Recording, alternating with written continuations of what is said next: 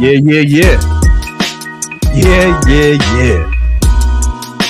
We're getting ready to start the show. And guess what? We're almost on time today. Almost.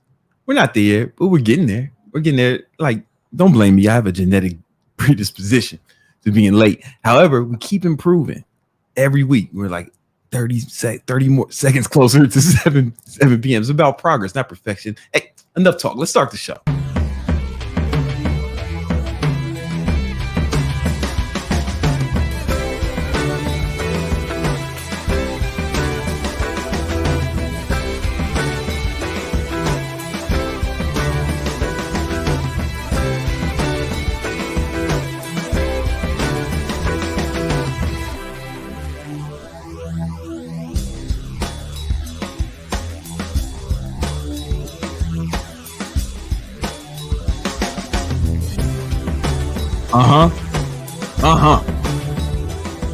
You know what it is. Welcome to Victory Talk Podcast. We got a very special episode for y'all, man. You know, we got a special guest. I'm gonna introduce him in a minute, But I'd be remiss if I didn't mention, hey, y'all know I made the beat for I don't talk about it much, but I made the beat for that podcast. The intro, man. That's back when I used to rap. I was playing guitar, played all the instruments. It's like I think the word is like polymath or fucking genius. I do a lot. That's my problem. I do too many things well. But I chose to focus on the main thing I do well. It's helping you motherfuckers improve your life. All right. And that's what we're going to talk about today on a Victory Talk Podcast. Listen, before we get into the show, man, I got to have a word from our sponsor. This week, today's episode of Victory Talk is brought to you by Thot Repellent. That's right. Thot Repellent. Because once you start listening to the Victory Talk Podcast over and over again, you know, this podcast is all about building your money, muscle, and mindset. Notice we didn't say girls, because once you got that shit covered, once you got your money, muscle, and mindset popping, fucking hoes will be all over you, man. They won't know what to do with themselves, man. You're going to have to fucking swat them off. You're going to need Thot Repellent. You know what I'm saying? So all your super chats go towards research and development for Thot Repellent. All right. It should cost a lot of money, man. I got an army of fucking nerds, lab coats and beakers and shit, mixing up potions, trying to make this shit right for you. These nerds got to get paid. You know what I'm saying? They're not all slaves, right? You know what I'm saying? We got to pay some of them. You know what I'm saying? And that's where your super chats go toward. It's Thot Repellent. You got to keep the whole, hey, Thot Repellent. No mas chicas, por favor. All right. Also, we got the free Discord. If you haven't already, stop fucking around. Listen, hey, bro, don't fuck this up. All right. Join the free Discord, because in the Discord, I got free courses. I'm in there. My coaches are in there helping you build your money, muscle, and your mindset, man. We helping you out for free. And there's tons of free courses in there. We're going to be adding even more free courses. I'm going live. I'm going to start going live in there every once or twice a month. Just answering your questions, helping you motherfuckers out. You know what I'm saying? And it's 100% free. Join right now if you haven't already. Stop fucking around, dummy. See, this is why you're poor. You knew about the Discord for mad long, you ain't joined yet. You're fucking up, man. You're fucking up. All right. Now, let's get into the show. You know, the word legend gets thrown around a lot. But sometimes it's applicable. And the special guest we got here, let me tell you about this brother. One of my best friends on earth. You know what I'm saying? One of the smartest men I've ever met. You know what I'm saying? He makes a lot of money, maybe more than me, right? And that really bothers me because he's significantly younger than me. So, like, sometimes I wake up in the middle of the night, fuck, he's got more money than me. I fucking hate it. But it's cool to have friends who are, you know what I'm saying, succeeding, because it helps propel you. You guys hanging around losers, dorks, virgins, right? And wondering why you ain't succeeding in your goals, you know? Become like the people you're around. So I make certain that I'm around ballers and or shot callers, you know, and this man is no exception. He runs one of the best. Well, no, I think personally, he is the number one. I think he's the best Facebook ads manager, Facebook, Instagram, Google, best ad manager alive. And I say that because my mentor died at the C19. He was number 2. He was runner up before Kevin Hodo died. Rest in peace. Kev, Big Kev.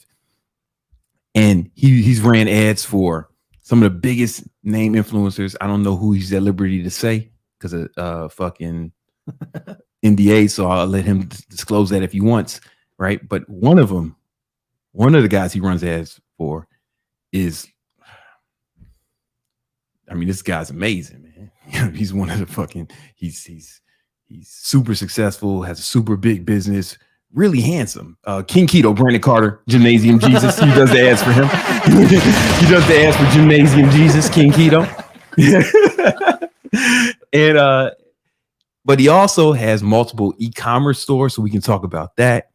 He raises money for private equity. He's raised millions for different private equity companies. They hire him to do his ads. You know what I'm saying? That's the biggest game you can play as far as making money is private equity. And they come to him to get the cash register ringing. Hell yeah.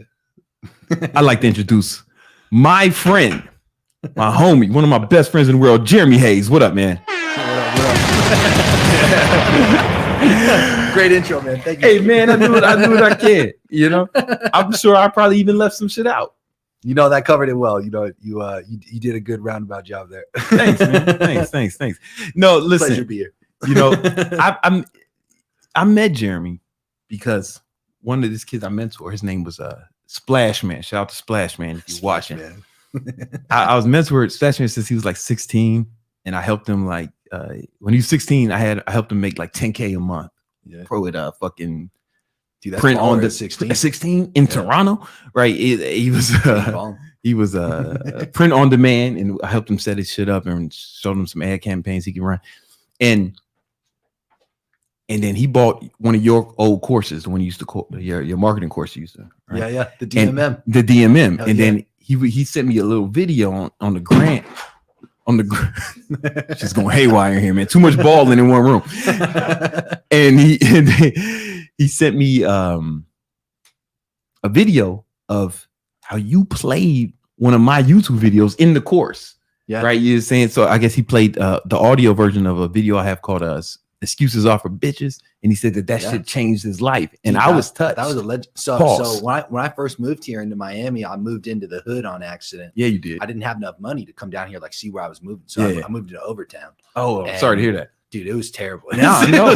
Shock, I know. I showed up and like, dude, it was as fucked as you could think. Yeah, when I man. say hood, I mean, I remember one morning I woke up, a fucking homeless dude came to my bathroom window. We were on the first floor, slid up the fucking window and took my my soaps and my shampoos and shit. Yeah. And this dude, he like ran away and he was like dropping them in the road. And we were able to like track down like the guy and get my fucking shampoo. But like following the trail of toiletries. I swear to God, he left a trail of toiletries. That's I mean, it was a fuck time for sure with you know, just the level of poverty I was at. Yeah. And my buddy at the time who I lived with, I had a roommate and he was super into fitness. And long story short, he put me onto you. And nice. There was that one specific SoundCloud that you had. Excuses Are Somebody took it and put it on SoundCloud. It wasn't even me. I'll tell you what, man, that I listened to that, no exaggeration, probably once a day or like once every other day. It was, I mean, it was just a really good wake up call. Cause like at that level, there's not a lot of people who actually talk that direct. And like, I'll give you a little example. I went through the drive-through the other day. Okay. I was in one of my Ferraris. One of your Ferraris. Come on, man. You hear that? One of his Ferraris. Not to say it's pretentiously. Okay. I go through the drive-through and this one kid, a couple times ago, like when I was in one of my other cars, was like, damn, dude, this is a nice car. Like, what do you do?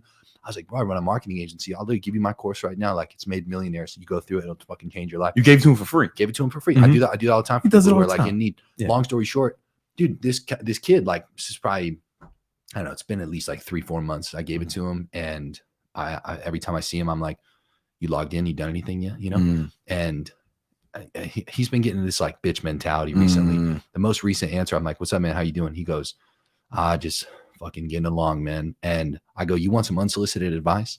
And it's just, I tap into my inner Brandon Carter, the excuse are bitches. I look him right in the eyes. I go, listen, man, that is a fucking bitch mentality. I go, I'm not trying to be a dick. I was like, but you playing the victim right now. I was like, you letting life happen to you instead of you happen to life.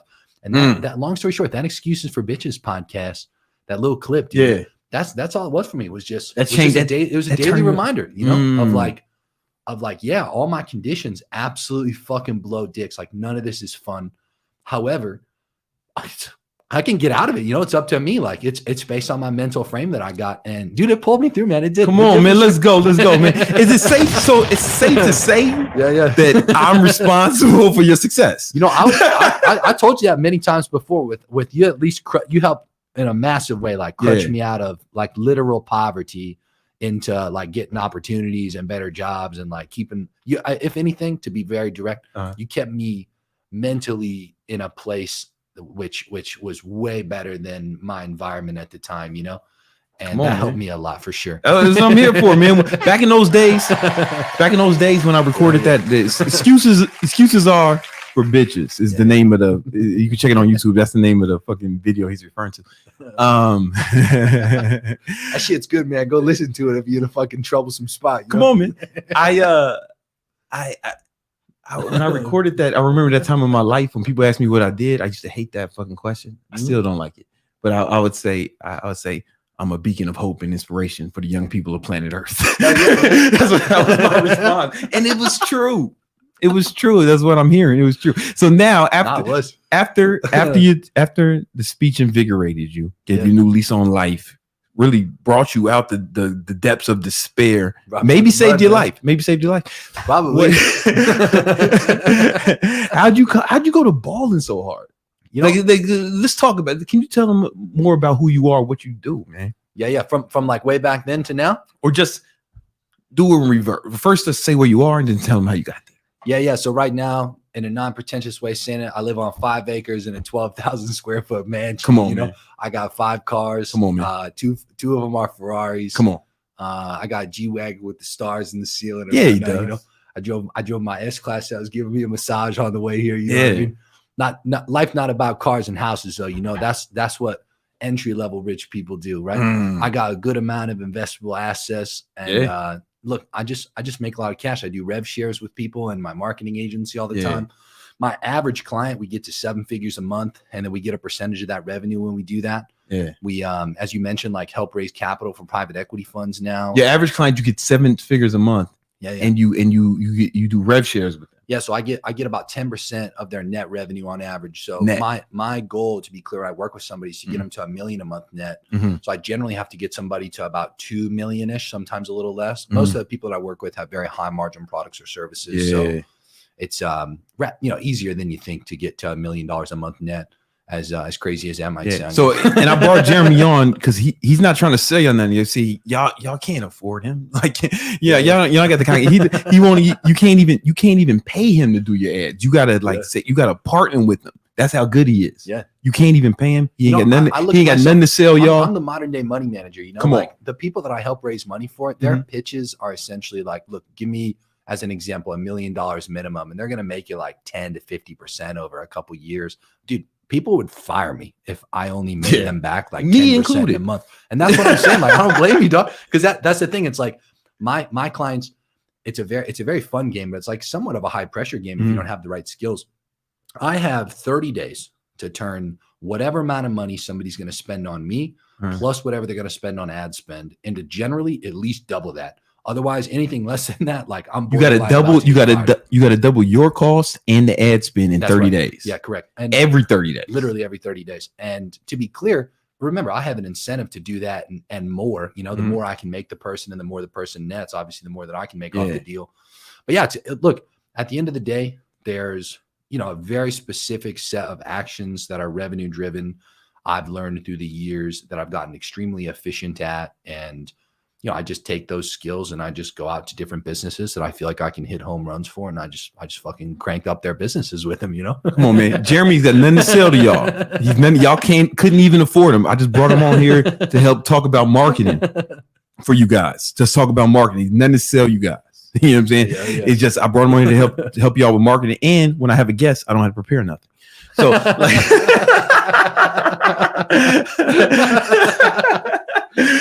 so it's really efficient with my time, but it's also help you motherfuckers as well. Yeah. Oh yeah. Sorry. Yeah. So check this out. So hey, at least he's honest. You know, yeah, man. I always keeps it real. All right. Now listen. So how do you get to this point? Because like not everybody can just say, "Oh, I want to." Because you're so good at this. It took a long time, man. You know, I've worked with other ad agencies and other ads people, and they all sucked. But I knew they sucked because I used to run ads. Right? Yeah. Remember we when we were just friends, right? The fucking the blueprint thing. Yeah. I would run my own ads, right? I have a mentor, the homie Kevin Hodo, rest in peace. But I still learned a lot from you, and I would like ask you for ideas, and you would help me out. Yeah. And you got to the point where you're the only person I would let run my ads. You know what I'm saying? Yeah. I mean, look, there's a lot of agency owners out there and marketers. But at the end of the day, there's a really good lesson my grandfather taught it to me when I was younger. It was super simple.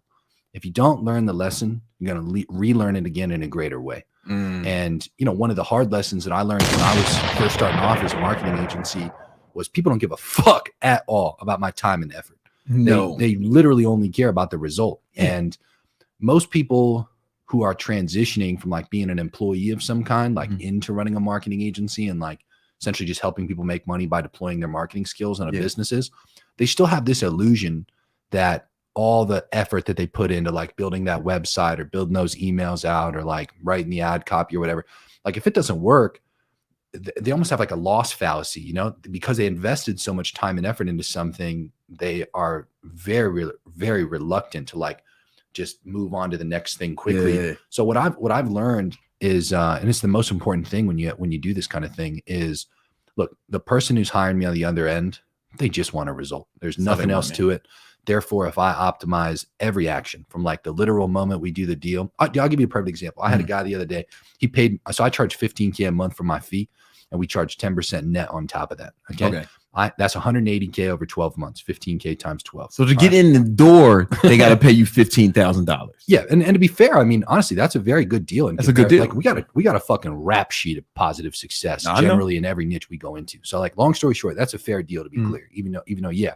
And plus it's like, technically there's people who work corporate jobs that get paid that same amount. So when we work inside of a big corporation or like a business that's doing some good cash already, it's like a regular position they're paying. Exactly. There's interns in fucking Chicago that work for that dude who bought that $300 million crib over here in Miami Beach. What's his name? Moneybird? No. Oh. The guy who manages like that huge capital fund. It's a huge PE firm. Oh, I know you're talking about. He bought like two properties side by side over here in Miami. Anyway, long story short, his interns make more than I do on my fee. You know, interns. I was just saying it like, you know, the average Facebook ad manager is not. Yeah, they're charging much less than that. Way much less. Because once again, it's like it's a result-driven thing. You're not hiring me to fucking do ads for you. It's like you're hiring me to generate you revenue. That's my job. Modern day money manager. So anyway, moral of the story, dude. Soon as somebody gives me money, like the moment they do that, it's on me in order to do something rapidly. The clock is ticking. So anyway, we had a client the other day. Okay, new client paid for an annual amount, which we give a slight discount on. So we took 2 months off the top of that. So instead of him having to pay 180, he saved 30 grand, paid me 150K up front. Okay. Now this guy, keep in mind, like now he has a full year for me to generate him a result based on that fee. He's telling me like, hey, Jeremy, you know, like I got to film these ads now.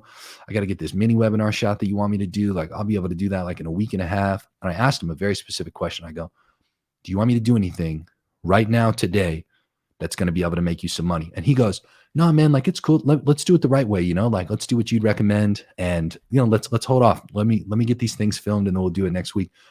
Took less than, 72 hours for me to get an email from the guy. That wasn't like, you know, harassing or anything, but they essentially changed their tone completely to look like, let's piece together like anything or something that we could start doing like right now, like our season's about to come to an end. And my point being, it's the same lesson again and again and again. You have to do something right away that generates the person a result, regardless of the words that they use, you know? And that's the lesson I learned. And that's what I optimize everything I fucking do around is get you a result as fast as possible on an ongoing basis. And then I have an incentive to scale it up as big as possible. And I just, long story short, like all the other agency owners, they typically just charge fees, first of all, let alone charge a rev share on top of that. They don't understand incentives. Yeah. They don't understand how to put themselves in a position where they actually give a fuck to scale someone's business like I do. I deeply care about getting richer. I think that's another big thing that separates me from other people. Yeah, but you deeply care about getting richer. We share that sentiment. No, that's why we're such good friends. That's why I think my clients care about, like, they have a lot of synergy with that, where they recognize, like, I'm not virtue signaling to you. Like, the reason I'm going to help you scale your business as big as I possibly can is because I have a direct revenue driven incentive to do so. There's no other reason. Like, long story short, most people just don't care to really get as fucking rich as they possibly can. So what they do is they just charge these little bitch ass retainers. They get paid like a couple measly grand a month to afford their apartment and their car or whatever, and like just skate on by. Me, it's like, dude, I'm trying to put up hundreds of thousands a month into investments that I can live on in the future, so I don't have to work for active income. I'm trying to buy like some serious shit, so you can live big, not like I don't want to be fucking small and like do all that whack shit. And and I, long story short, a lot of people in life, they just, I don't know, they just get comfortable at these very like low levels of the game. They're pretty much like slightly above paycheck to paycheck as entrepreneurs or as agency owners. So I don't know. That's kind of, on the other side of it is they run these fucking churn and burn businesses. Those are the worst. Dude, mine, I have like less than 12 people that we actively work with as an agency at a time. Sometimes we float up to like 14, 15. Gotten very efficient through the years. But to be clear, it's like, I know, dude, I fucking have agency owners sometimes that come to me. They're charging like, they're making 100 grand a month. Yeah. They have 100 people paying them $1 grand a month. Yeah. And they're doing literally, if not more work than what I do in a deal. Their lives are miserable. Like, quality of life fucking blows. They run these, when I say churn and burn, it's like they have to get another 10 people per month to buy because they're losing 10 just to maintain the game. Whereas my clients, dude, my clients last years. Like, I still have my first client ever, from fucking 10 years ago. Yeah. Okay. I'm going to get into some more of this shit because what you're saying is dope. Blackjack Mastery, I want to get to his super chat because he has a question. And I feel like Jeremy can help you because he's been asking mad weeks in a row. Can you bring that up? I gotta go check something. Put the camera on with Jeremy. Okay. Bring that. Ask him a question. Well, we got Blackjack Mastery. Yeah, he's back. Let's read his question. So it says, has Jeremy worked with sports consulting businesses that sell sports picks predictions? 90% of the traffic to our website is from Instagram. We want to scale from 25K to 50K a month. Can you help? Yeah, I'll give you some good advice. First of all, organic stuff is going to be where you're going to make your money, because I'm under the impression from like an ad policy perspective, you're not going to be able to advertise something like that. I've been telling them that for weeks. Yeah. And to be clear, it's like, that's actually okay. So I just watched this. We do training all the fucking time from all these ad platforms and from consultants that we hire from like the FTC and things like that. And I did a TikTok compliance training course recently. And long story short, to Blackjack's question, they pretty much on this authorized like TikTok corporate presentation about compliance, they were like, ad compliance is, way up here in terms of the strictness and the things you have to follow and like the policies. Organic, they pretty much were like, you can do whatever the fuck you want on organic as long as it's not illegal. So anyway, moral of the story, Blackjack, like, you should really hyper focus on TikTok organic, and then carry that content over to Instagram Reels, carry that content over to YouTube Shorts. I'd put all my attention, if I was you, on literally like the organic short style content, TikTok Reels and YouTube Shorts. That's what I was telling them. I've been telling them that for months. Oh, there's people to Blackjack already, by the way. I don't know the names of these accounts offhand, but like TikTok's really cool as a search function as well. You could go in there and you could look shit up. And there's a guy, he's a younger guy, and like his whole thing, it's actually hilarious when I see these things. He just makes a prediction on like whatever the fucking game is coming up, and then he pins one of the comments, because that's what you could do on TikTok. You like pin the comment on the video, and it's somebody saying something. His thing is like, let my bet buy you dinner, So he's not encouraging like big bets, and then people comment all the time like, dude, bet pulled through, like, thanks. So he'll constantly use the social proof that like his bets went through, and then he'll make his next prediction bet. And then at the end of his videos, he makes the same call to action, like link in bio for the full fucking spread of whatever they are, like parlays and all that shit. Yeah. I mean, I think I think you should focus on organic. I told him to buy. Yeah. Well, that's to what buy he has to. shout-outs It's literally if not he possible to do paid ads is what he's talking about. I didn't think so, man. I mean, I didn't think so, but it's like you don't even need to run ads to make. Dude, we were just talking about this right before this in a different way, but it's the lesson of repeating successful actions. You know, like there's no reason, Blackjack, for you to do anything that you're like thinking of for the first time. It's like go out there and there's fucking dozens of other people that are already sweeping you doing way more than 50K a month. It's like, go look at what those guys are doing. There was this one guy, I think he worked his way all the way up to having a show on, it's either a Showtime or like HBO or some shit like that. And like, that's his whole thing. He just makes sports picks. He's always wrong though. That's like the whole thing. His shtick is like, they were making fun because he's always wrong. Yeah. Anyway, long story short, a bunch of people who already have been way more successful than you are doing that stuff. Go study what they've already done. Just repeat the successful actions rather than trying to think your way to the top. You know? The search thing on TikTok, right? He should just search Blackjack or some shit and see or whatever your thing is, whatever the predictions are, you know. And then like sports betting, and then fucking model what they're doing is working. Yeah, model totally. or fucking models the PC word. Copy these motherfuckers and do the same shit. I mean, you're going to be different because you can put your spin on it, you know. But I think even, I don't know.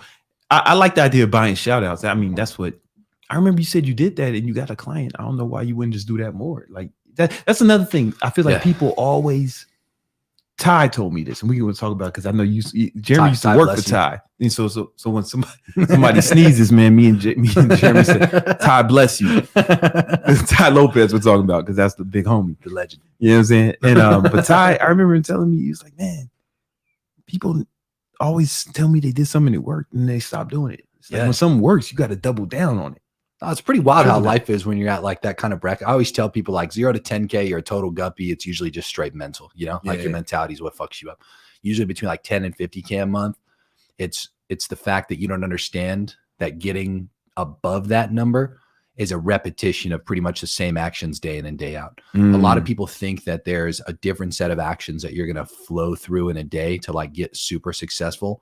I think I've lived the same day, like for fucking days, weeks, months, years. It's like, as an example, one core foundational strategy that we use in my agency to generate deals is an outbound sales process. I call the perfect cold video pitch. I do it. Well, I shouldn't say I do. I have a fleet of commission-only sales reps. They sit there all day and they make these video pitches and they send them out to businesses. And then we do value-driven follow-up. It's like not a day goes by where we don't send at least 20 to 40 of those. And you track those, right? Oh, yeah, we've done. You track. You got to track. Statistically, you got to track all this shit too, like open rate, you know, the click-through rate to the video. You got to track everything. Response rate, like how many calls do we get out of it? How many people obviously closed? I was just talking with one of my sales guys. We were penetrating the private equity niche recently because we've had a lot of success in that. And we just try to get more deals whenever we're successful with something. Long story short, it's just a repetition of the same things every single day. So anyway, between 10 and 50K, you just got to kind of repeat the same exact shit. And usually up to that every day. And then to be clear, going from 50K plus, like generally you tweak your model a little bit, you sell higher ticket, or you have to start selling a higher quantity. And obviously you just have to start scaling whatever's actually worked for you that you've been repeating day in and day out. Systems, you know, hiring better people, that kind of stuff. But yeah, anyway, stuck at 25K. Blackjack, you tell me in the chat, dog. That's probably exactly it. You know, you probably did find something that actually worked for you. And he's not doing it. Or have you been making content every fucking day of the week? Probably not. Or he's not tracking. Yeah, you know what I'm saying? Statistical. You got to track everything. Like if I was to bring up, you know, I can show you this. Dude, anytime I go out to eat with Brandon, he fucking brings a scale with him and he weighs his food. You know, we went to the Capitol Grill. He's like, I love the Capitol Grill because they tell me on the menu the exact weight in ounces of the steak that I'm going to order. And then it comes out and he still weighs it anyway with the bone off, you know, to see how much he's going to consume, puts it into the app.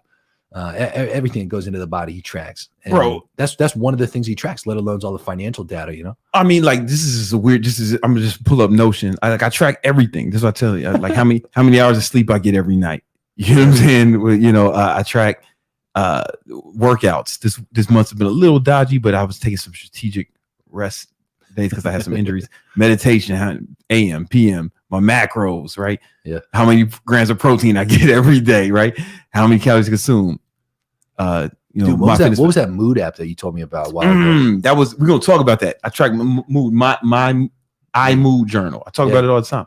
I can't even remember the situation that I brought up to you, but like you recommended that app to me and you were like, once an hour, you go in and you like statistically put in what your mood is on a scale. I think it was like 1 to 10. 1 to 10. And then it graphs it for you. And then you look at the average of like what days were higher and what days were lower. That brought me a lot of self-awareness. That's a lot of what statistical tracking does. Come on, man. The awareness you need to like see what you're doing right and what you're doing wrong. So there's no like confusion or so you don't stray away from that stuff. Life is just math, bro. yeah, it's just math. It's like it's way simpler than you guys think. That's the first chapter. I wrote this book, What I Wish I Knew Getting Started. I think that's literally the first chapter is goal math of like most people, they want things, but they've never actually broke down like what it costs. Break it down. Yeah. It's dude, life is math. Life is I just, totally agree with it's all just math. For example, I do my calories consumed, calories burned. Then I just have a formula in this column and it just does the deficit, right? It's not like complex math either. It's not even fucking complex, addition man. and subtraction, like maybe some multiplication and division here and there. It's like I've never used like some algebra equation from school. And then it's like trigonometry or some shit. Like that's not what we're talking about. To be clear, we're talking about like simple addition, math, subtraction, multiplication, and division. Fucking middle school math, right? Yeah, and it's then I track like my posts, my social media, because it's important. Then I post to YouTube, post to my IG feed, do the flex pitch, post to TikTok, and I just track this shit every day. Then I have some data at the end of the month. We're not done yet with the month, but I have data, man. Like life is all math, and if you're not tracking, you slacking. Dude, one thing that's crazy is like the richer that I got, the more frequently I check like all my financial accounts, like multiple times a day, from like payment processors to investment accounts to like whatever it is, it's dude, the statistical tracking changes everything because then when you do the math, the statistical tracking is essentially the accountability on whether you're getting closer or farther away from the math goal. Yeah. It's like use mint.com. No, I don't use Mint. No, usually get mint.com. I'm telling you, man. And I go through every day and I just Bank of America got the same thing for me called Cash Flow Monitor. And I pretty much use the same shit. Yeah, that's cool. And that's fine. And then I just go, but I put it in like different categories. Yeah. Right. So I see my girlfriend, I know exactly how much she's spending. I know exactly how much is getting spent on marketing. I know exactly like all these different areas. Like, and it's just math. And I see every transaction, every money, every dollar going in, every dollar going out. Yeah. And then like the big money, if you want to make big money, man, these little bits really count. Like, for example, do they add up? Like if I bring up, so this is my sales tracker for my, don't do it yet. We ain't ready. I ain't ready yet. I got to set this up. Dude, some shit that I track that's really good is like, okay, so I have a boxing coach. I have a chiropractor. I have a masseuse. Yeah. I have like doctors that come to my house. My barber comes to my house. Like these are all like technically little expenses, but collectively they add up to like, I think like 20 something grand a month. Just seeing people like come to my house, like take care of me pretty much, keep me in shape, like things like that. Moral of the story, those little things, like they don't seem significant while they're like small and extracurricular, but dude, 20K a month, that's 240 grand a year that goes just towards essentially things that fucking upkeep. Yeah, exactly. Like tech, like recovery and fitness thing. Oh, personal trainer on top of that. And you got to rationalize that. I mean, it's got to make sense. Yeah. Right. And that's why I track that amount of hours I work every week. Yeah. Like we're on income driven shit. And then, you know what I'm saying, I do the math between how much money I make. Then I get my hourly rate. And then I start doing math. All right. Does it cost more to go to the place? Like in time, like if it's going to take 2 hours, okay, I know my hourly rate. Okay, that's going to cost me X amount of money to do that in opportunity costs.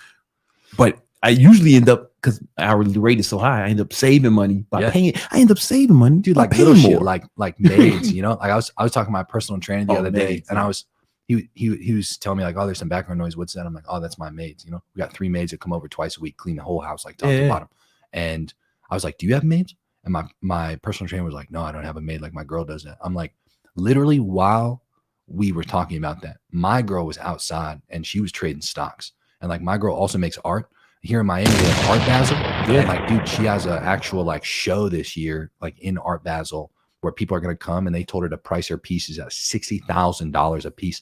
So like she's out there not having to clean, fucking making, literally investing and trading futures in the morning and like throughout the afternoon, and then fucking making art that's like 60 grand. Dude, my maids cost me $300 twice a week. So it's like I'm total investor for the month, $2,400 to have essentially twice a week maid service, top to bottom, the whole crib. Yeah. You don't even think about that shit. Nah, especially if you think about how long it would take you to clean the crib I versus how much money you could have made during that time. I don't know where trash bags are in my house. Like, I don't know where fucking shit is, dude. So it's like I can't tell you last time. Like, I know you don't use dishes, you know, like you but it's like I use dishes. I don't ever touch them. You know, like I just fucking set them down somewhere. My maids come and pick them up. Fucking do the whole thing. My housekeeper comes twice a week, but I eat a lot, dude. So like they came over today. Mhm. It took them. They came over about 10 a.m. They left about 5 p.m. Dude, that's a full-time fucking big day house. right there. Imagine if you or your girl had to three do of that. them though. Come on, man. Yeah, but that's my point. It's like, dude, that's such a low income activity to do. It's like $300. So what's how many hours? That's essentially 8 hours, right? Mhm. And you take $300 divided by 8 and then divided by 3 people. It's like that's what they're getting paid.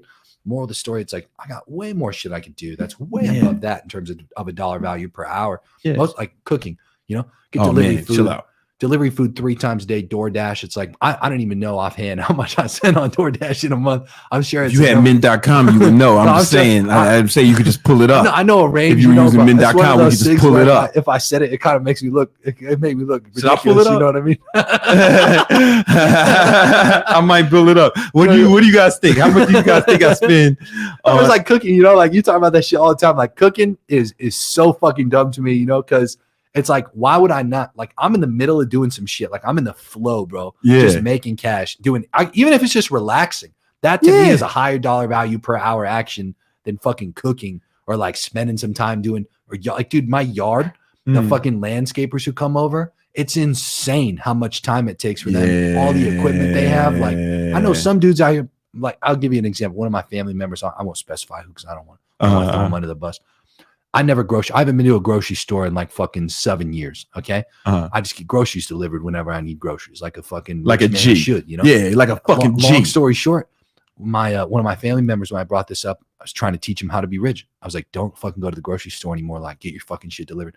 And they were like, well, what if they pick out the wrong avocados? Then you get more. And I'm like, who gives a fuck? Who gives a fuck about that? Like, you could be doing anything better than having to go to the grocery store. Sometimes people tell me shit like, oh, it's like therapeutic, you know, like I love mowing my lawn, or like I love doing this shit. I'm like, well, that's great, man. Like, not everybody has to be rich as fuck and make as much as they possibly can in life, and that's okay. That's all right. Yeah, and it is what it is. But like, truly, if you want to detach, like you might not even connect the dots on it yet. That was one of the big things I wish somebody told me when I was going from like broke to entry level rich to like then like real rich was, dude, before it's comfortable, okay, you invest in the maids. Before it's comfortable, like you get your groceries delivered. Before it's comfortable, before it like feels like it makes sense, you start getting fucking delivery food, or you get like meal prep kits or whatever is affordable to you. Moral of the story is, it's like that then frees up the time that you need to be able to do these things that you keep saying you don't have time for, like learning, taking courses, taking action, building the fucking side income or whatever you're trying to do. And it's such a simple thing, but yet. Don't ever fucking go to the grocery store again in your lives, guys. It's stupid, guys. Cut it out. Knock it out. You know what I'm saying? Stop cleaning your toilets, all right? Get some maids. I'm trying to find this shit. Yeah, man. Cut that shit out, man. What is it? Oh, by the way, Blackjack Mastery has a follow-up question. All right, we're gonna get that in 1 second. We're gonna get that.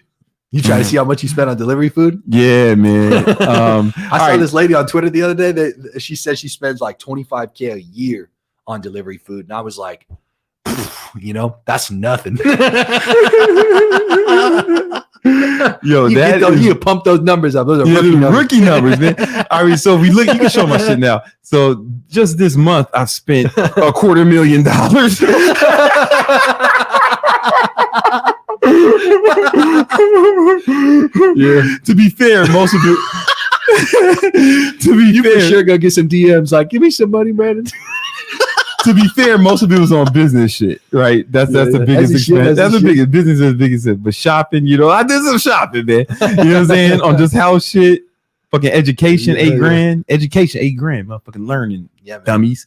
But the majority of this $5K. That's pretty conservative. That's actually less than I thought it would be. Yeah, that's not that bad. You know what I'm saying? That's actually less than I thought. And this auto transport, I don't have a car. That's just Uber. Here, let's do the basic math. That's just Uber. You know what I'm saying?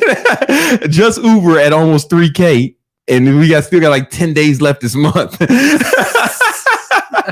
yo, spending over $250,000 a month is wild. So I wake up every morning, I get a smoothie from Smoothie King. That's like $30 to get a smoothie for my girl and I. Okay, so just on smoothies. Okay, so $30 times 30, that's only $900 in a month on smoothies. Okay, and then average lunch, we'll call it, I don't know, like we'll just say something conservative, like $60. You know, and then for dinner you might be spending $100. Yeah, so let's take that 160 for lunch and dinner each day, and then take that out over 30 days. It's about $4,800 plus the 900.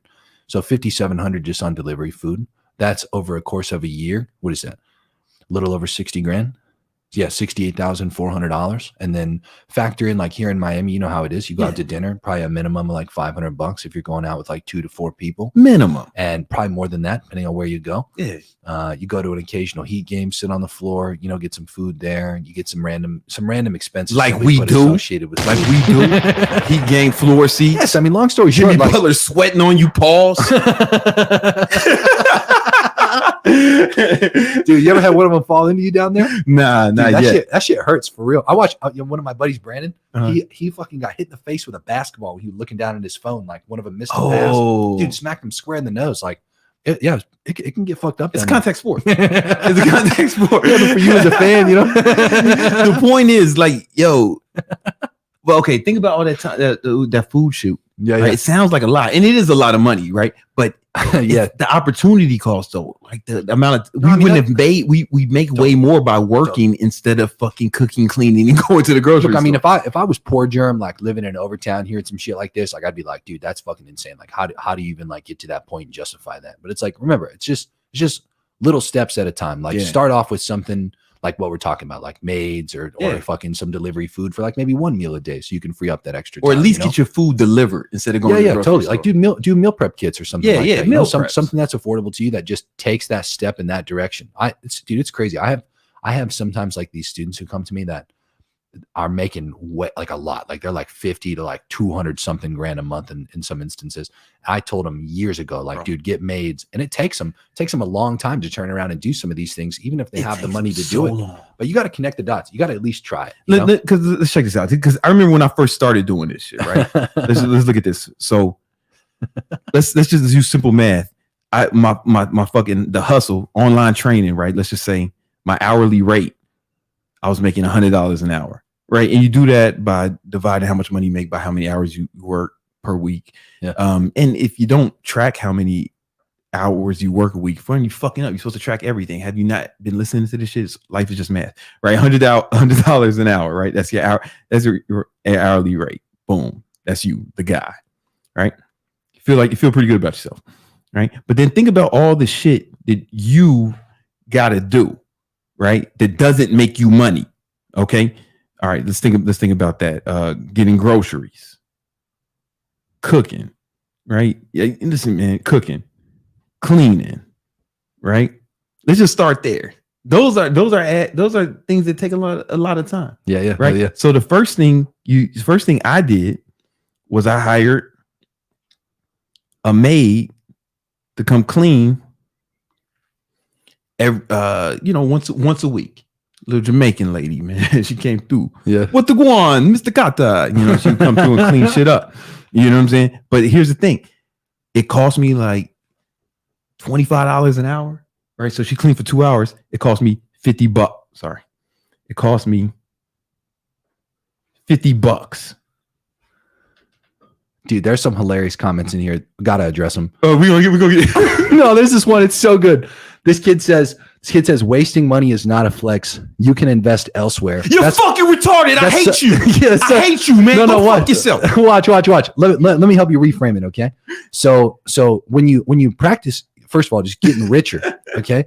It's like these little expenses we're talking about. That's all they are. If you noticed on his mint.com graph there, the smallest expenses were like the $5,000 a month on food. That's not wasting money at all because you're buying back the time.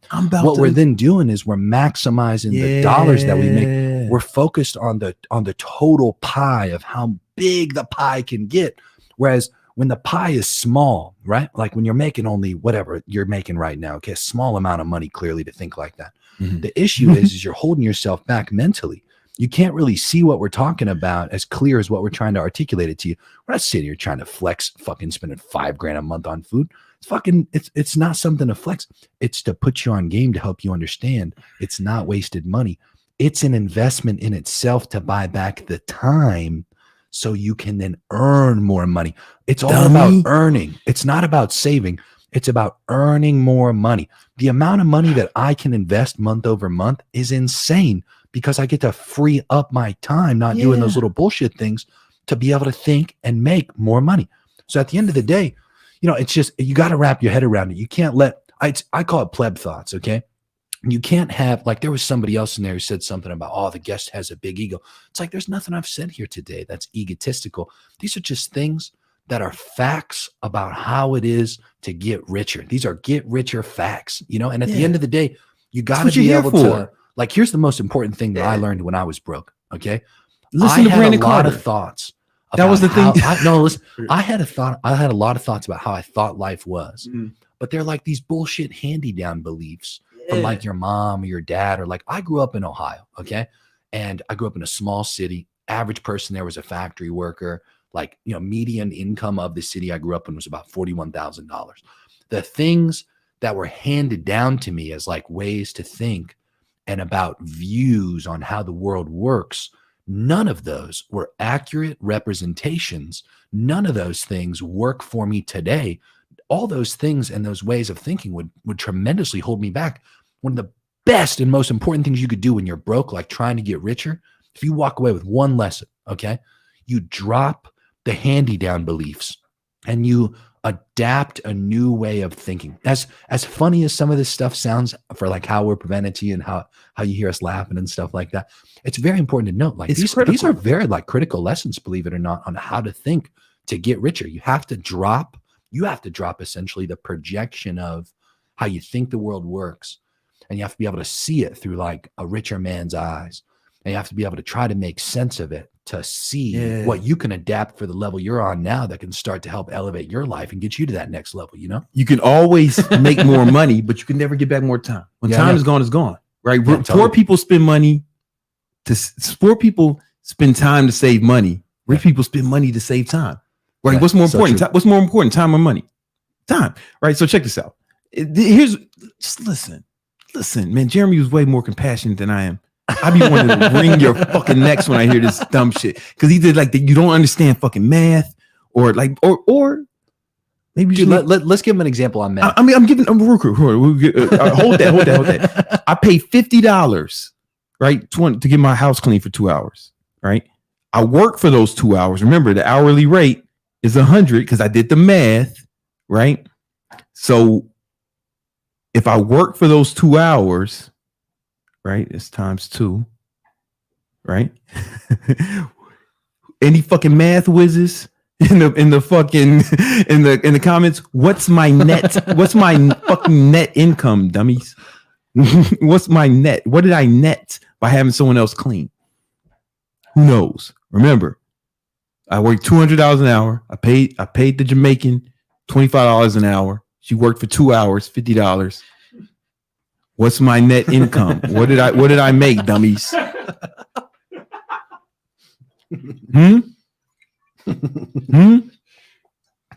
What are y'all laughing at? What did I miss?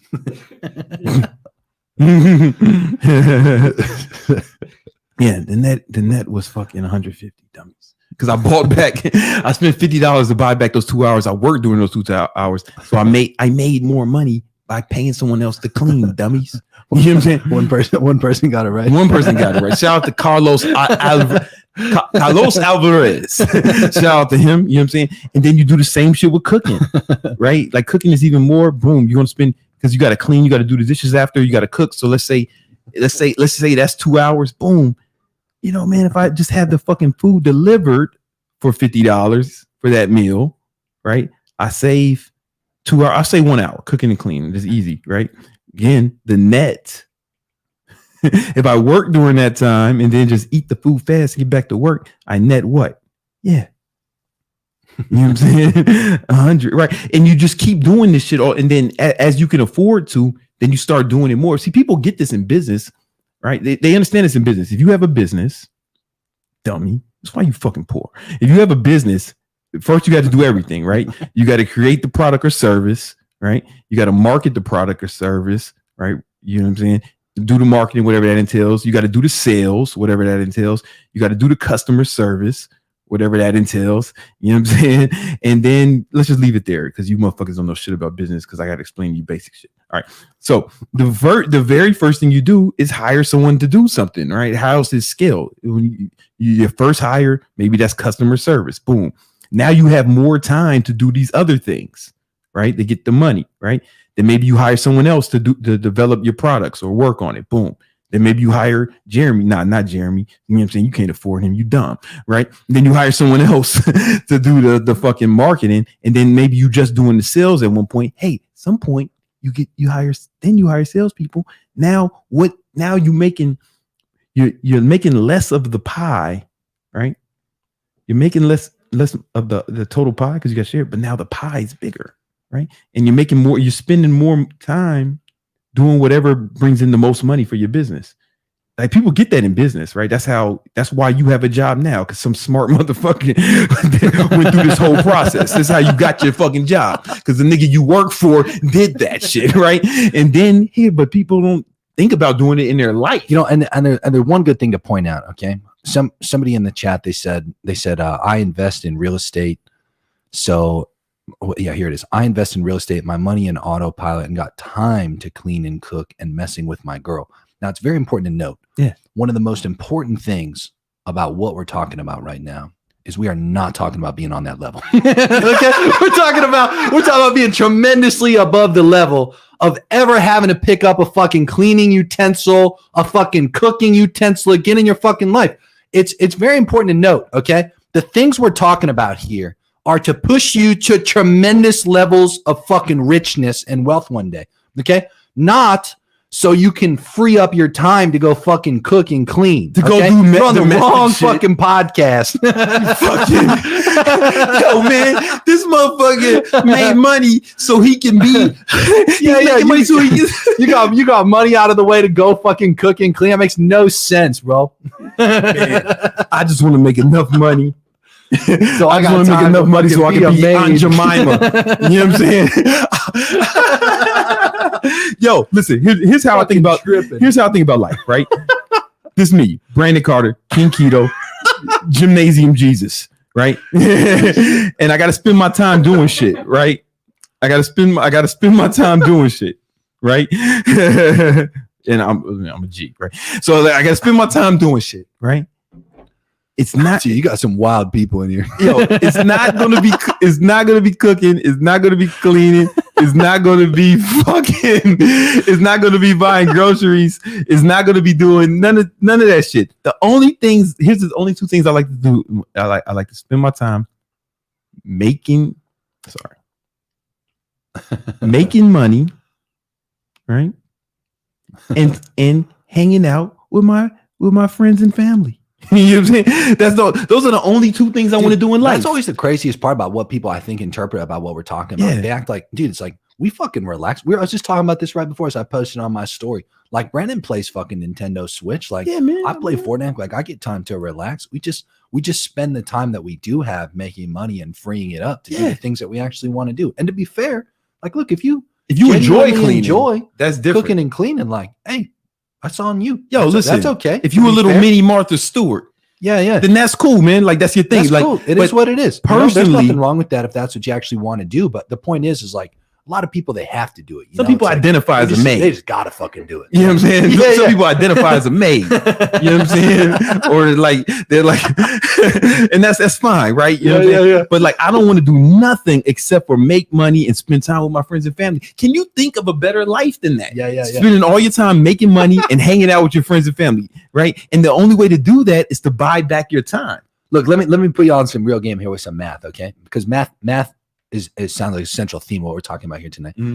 Some simple math when it comes to goal math. Okay. A lot of people when they're first getting started, especially, what are the things they want? What do they want? They want cars. They want a nicer place to live. And that's the first thing they want. Yeah. Those are and maybe some clothes and like to go to a restaurant. When's the last time you went to a restaurant and actually looked at the price of something? Listen, it's been decades. That's just not how you decide when you sit down. Man. So it's like that's a part of goal math. It's like long story short, you want to break down line item by line item what your ideal life costs. And to be clear, there's a very important lesson here.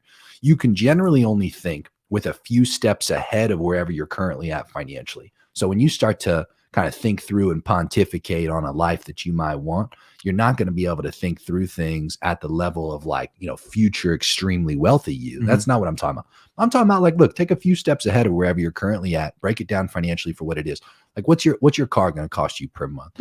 What's your rent going to cost you per month? How much do you want to spend on food? Like here today is an example. It might be $5K a month just to get food delivered to you on a day-to-day basis. Could be less if you just want meal prep. What's the gym cost? What's your insurance cost? Like what does it cost for you to go out on dates if you're single or to go on dates if you're in a relationship, And when you do all this math plus some extracurricular or some business investments, typically it comes to a larger number than what most people think. Child support. But they leave that number. They leave that number like in a haze. It remains an unknown. No specificity. Yeah. And because there's no specificity, you really are just guessing. Like you're not optimizing your time and what you're doing to make money, to make the most, to actually hit that goal.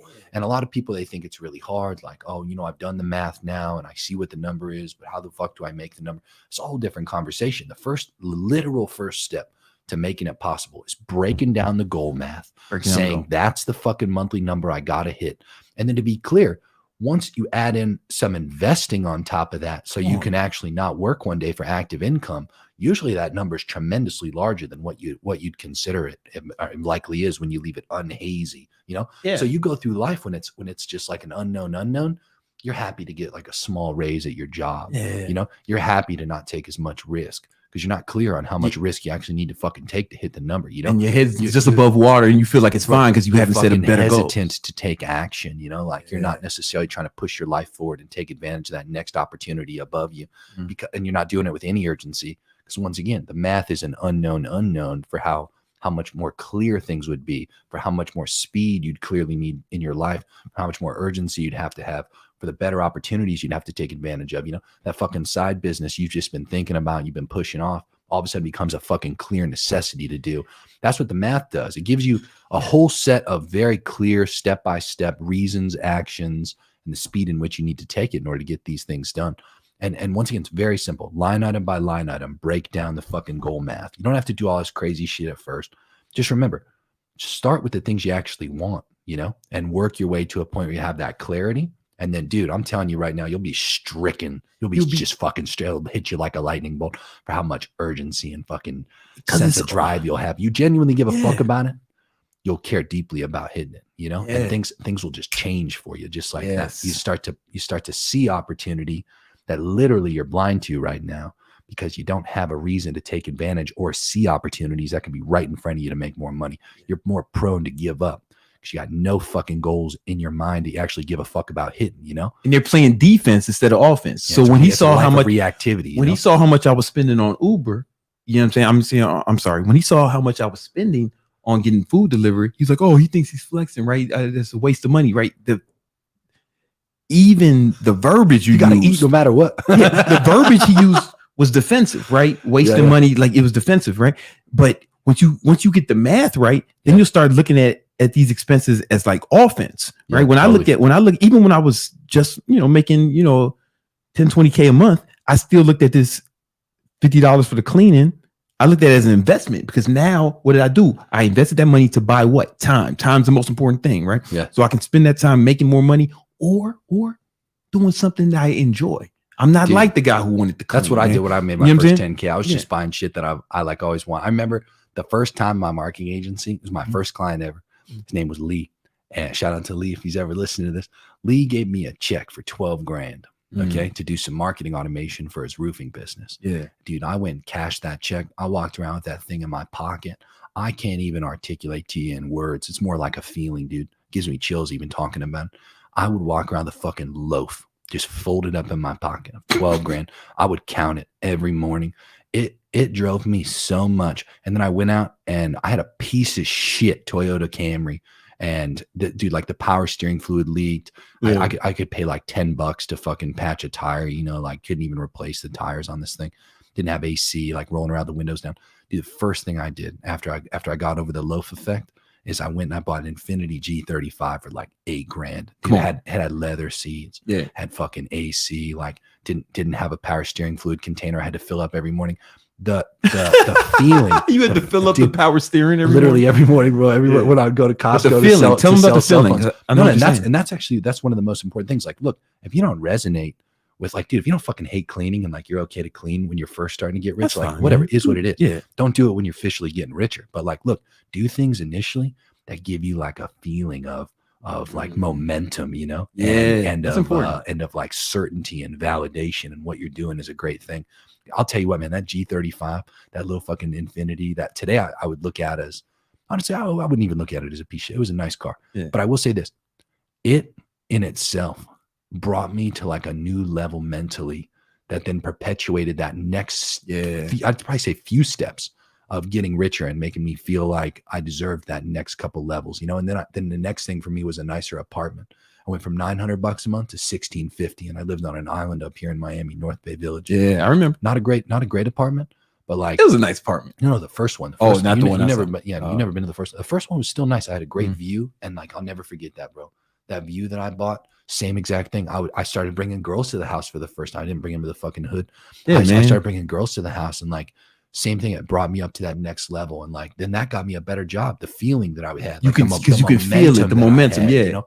Everything around me, my environment, I started investing into things that were external, that kind of like validated my confidence and my momentum and my certainty levels to help perpetuate that behavior. And I essentially, simply put, rewarded myself with things that made me want to keep doing it. And then eventually got to the levels where I just had to start buying back things that were time oriented, you know? There's a precedence for this, right? So when I read a book called Maximum Achievement when I was in college, it was by the homie Brian Tracy, you know, B Tracy, right? And he said that his sales team, his sales manager, for some of his salesmen that he felt like had potential, he said they were good enough, but they had like almost had a mental block. I didn't even believe in himself. He made them all go buy Cadillacs. Like I don't know if you could make somebody buy a Cadillac, but he got them to buy Cadillacs. Right? And he said, yo, that feeling they got when they was, and this was like the 80s, right? When Cadillac was like, they had a different kind of prestige, right? And they started riding around these Cadillacs. He said everybody's fucking close rate and income went way up. Yeah, totally. And then at the same time, I remember, this might not be the best example, but I remember when I was hustling, man, I never had less than $1,000 like on me.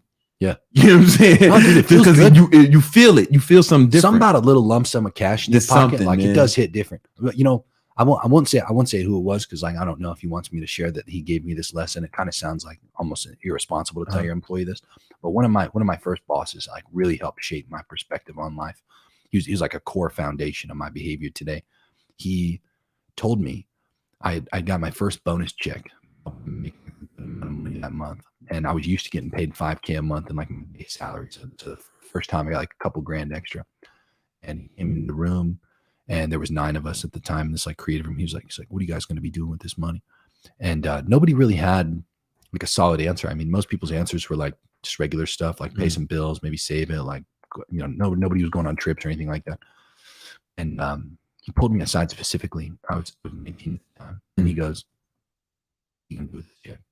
What would you buy right now that would push you to that next level mentally and like really make you, you know, kind of feel like you're the fucking man?" Yeah. And I was like, you know, the other day I went down here to the Bayfront Marketplace, and I went into Lacoste, that little fucking Gator brand. Yeah. And there was a t-shirt and one of those polos for like, I think it was like $110, bro.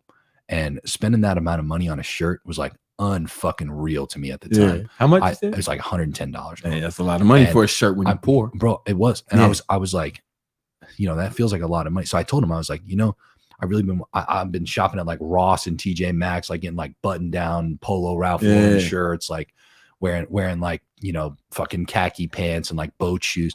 I was like, I want to get a better like wardrobe, man. I really want to level up. He goes, go spend the entire fucking amount I just paid you on those fucking clothes. And I was, this guy was super rich, very rich. Yeah, he's very rich. And do I know him? I know who you're talking about. Yeah, you know what I'm talking about. Okay. I was like, Is he a billionaire? Yeah. Okay, I was like, are you sure? And I was like very, very hesitant to do that. I was like, dude, I got like bills and stuff coming up, man. And he's like, I don't want you to worry about that at all. He goes, I want you to have certainty in yourself that if you go spend this money and you invest it in yourself, it's something that's going to make you feel like you really did something good here. And like, it's also going to perpetuate you to that next level. He goes, always do those things. And so I will say this, I didn't go spend the whole fucking check because I had like rent and like, some basic bills coming up. I spent the rest of it though. Dude, it was unreal. I remember literally handing the fucking money to the fucking Lacoste employee. Like my hand was shaking, bro. And I went back to that Lacoste store. It was like a dominating feeling. Like every fucking paycheck I'd go and I would level up my wardrobe, man. And it did. It made me feel myself. And then eventually I transitioned up again to that Y3 brand. I remember you were wearing that all the time. Dude, because at the time it's like, here's the levels I feel like people move through. One of the first things you do is like you handle leveling up what you can control most, which is your character, which is you as a person. You know, like you level up your wardrobe with some things, you feel yourself a little bit. Then you typically level up some other external things, like maybe a vehicle or like your apartment or like what your apartment might be decorated with, things like that. You start kind of accessorizing a little bit, if that makes sense. But for me, this is actually no joke, bro. This is a very important financial conditioning that I went through. Before you tell me that, real quick. Shout out to homie Digion, man. Said what up, you know what I'm saying? What up?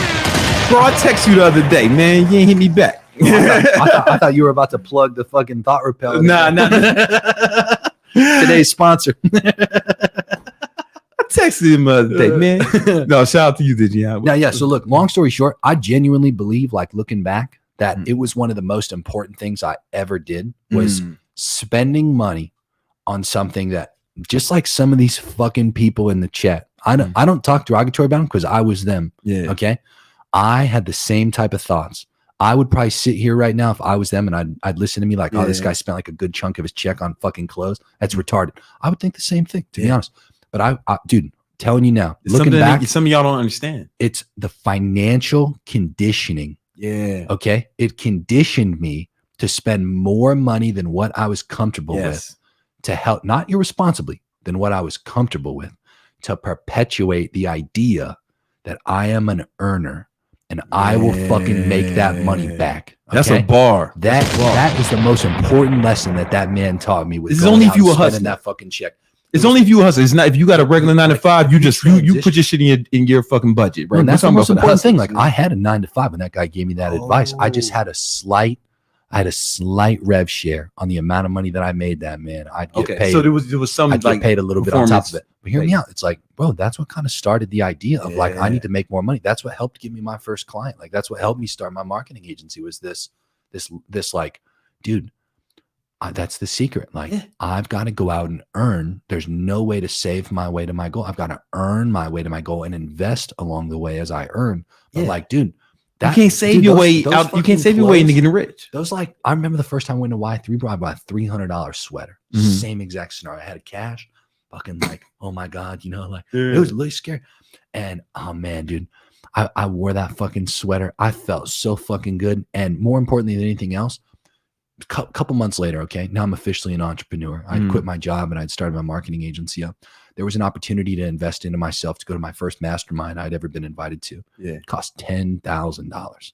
A lot of money for you at that time. I had never spent $10,000 on anything in my life. Yeah.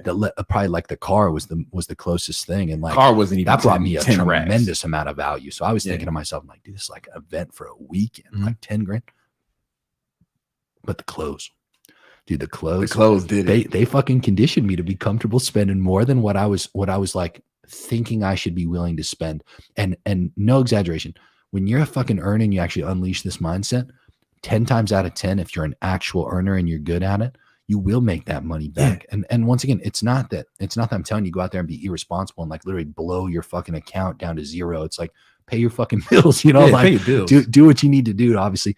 But when you're first getting started, just to throw some money at some shit like that and get to the point where like, because to be clear, the most important part of the whole cycle, just to connect the dots fully, you spend the money uncomfortably. You deeply believe you can make it back. You actually go out there and you make it fucking back. Yeah. And you do so again and again and again. And like in that process, That's the accumulation process. You fucking go out there. You're like, dude, you just showed them your mint. You spent like 170 grand in the last, I think just this month. No, it was 230 grand. No, but I'm saying just on business expenses. Oh, yeah, just on business expenses. Yeah. So like, dude, to get comfortable spending that amount of money on your business in a month, it's like, and you were very responsible, as you showed. Yeah. You invested damn near almost all of that pie into your business, yeah, which then does exactly what I said. It's uncomfortable to a degree, but you're likely conditioned at this point. Obviously, when you're first starting, it's uncomfortable. But then you go out and you earn it again, and then you fucking perpetuate the cycle, and it repeats itself, and the pie gets bigger every time, and you invest responsibly along the way. You store some cash along the way. You just, it's so fun. But I'll tell you what, man, for me, it all started with fucking Lacoste. What you said was cool. I call this the out of all things, it's like I call this the victory cyclone, right? It's kind of basically what you said. So to take action, right? A lot of times people people need like some sort of confidence, right? Confidence to take an action, right?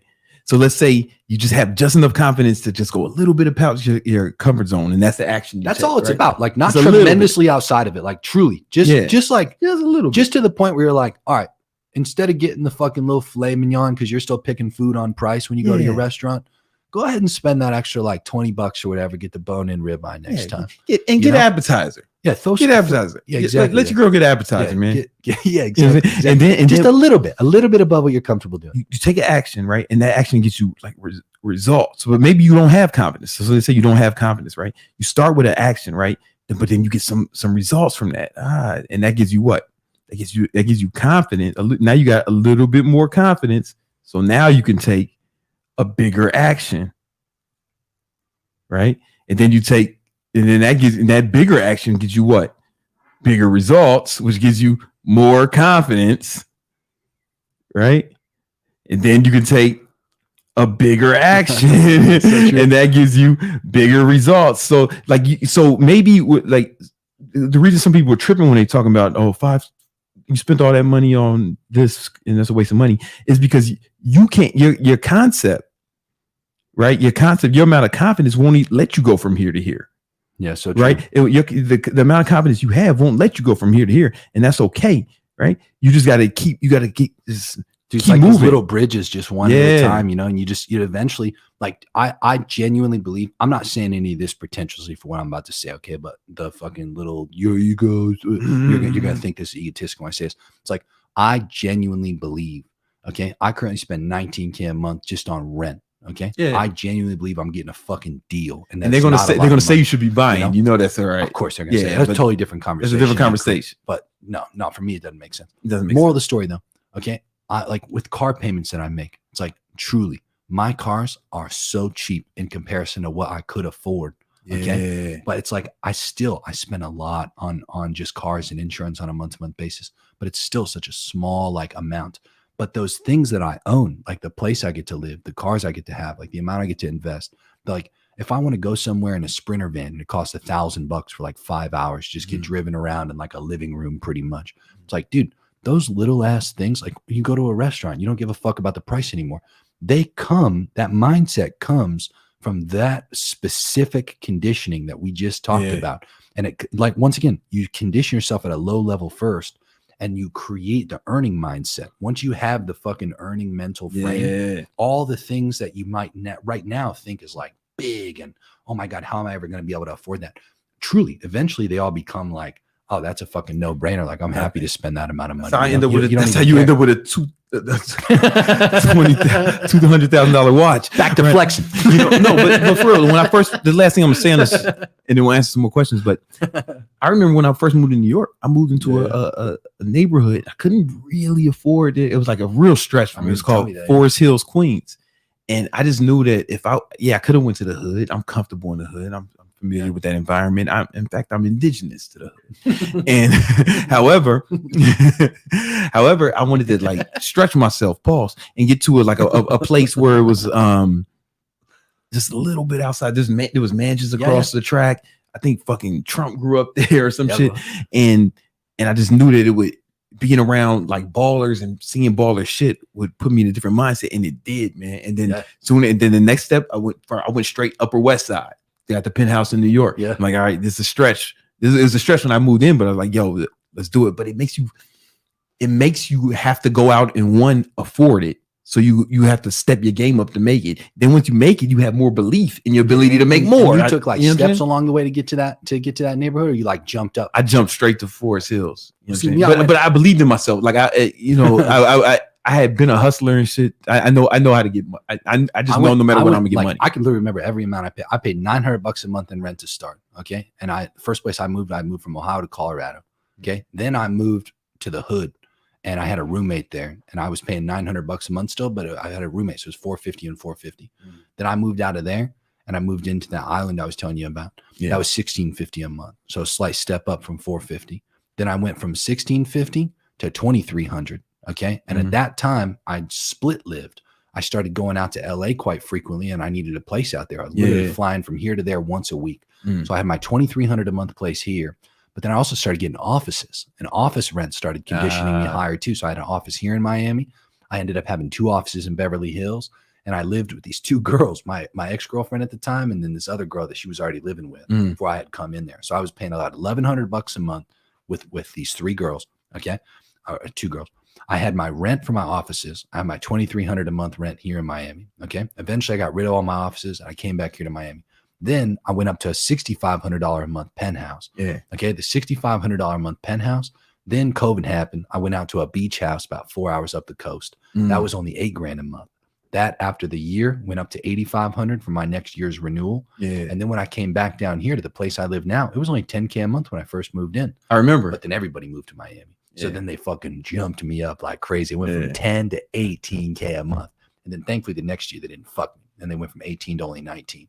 Dude, it's unreal. I've always said, I've always been so, no joke. I'm not exaggerating whatsoever. I've always been so excited to spend $25,000 a month on rent. I deeply believe that life really opens up at like $25,000 a month in rent to like some fucking dope different kind of places, you know, and like great location, you know, like you're probably on the water and like a sick little, probably not even a mansion nowadays. Mansion's technically 8,800 square feet or greater. Yeah. Probably not even getting a mansion for that, but you're getting a nice spot in a good location.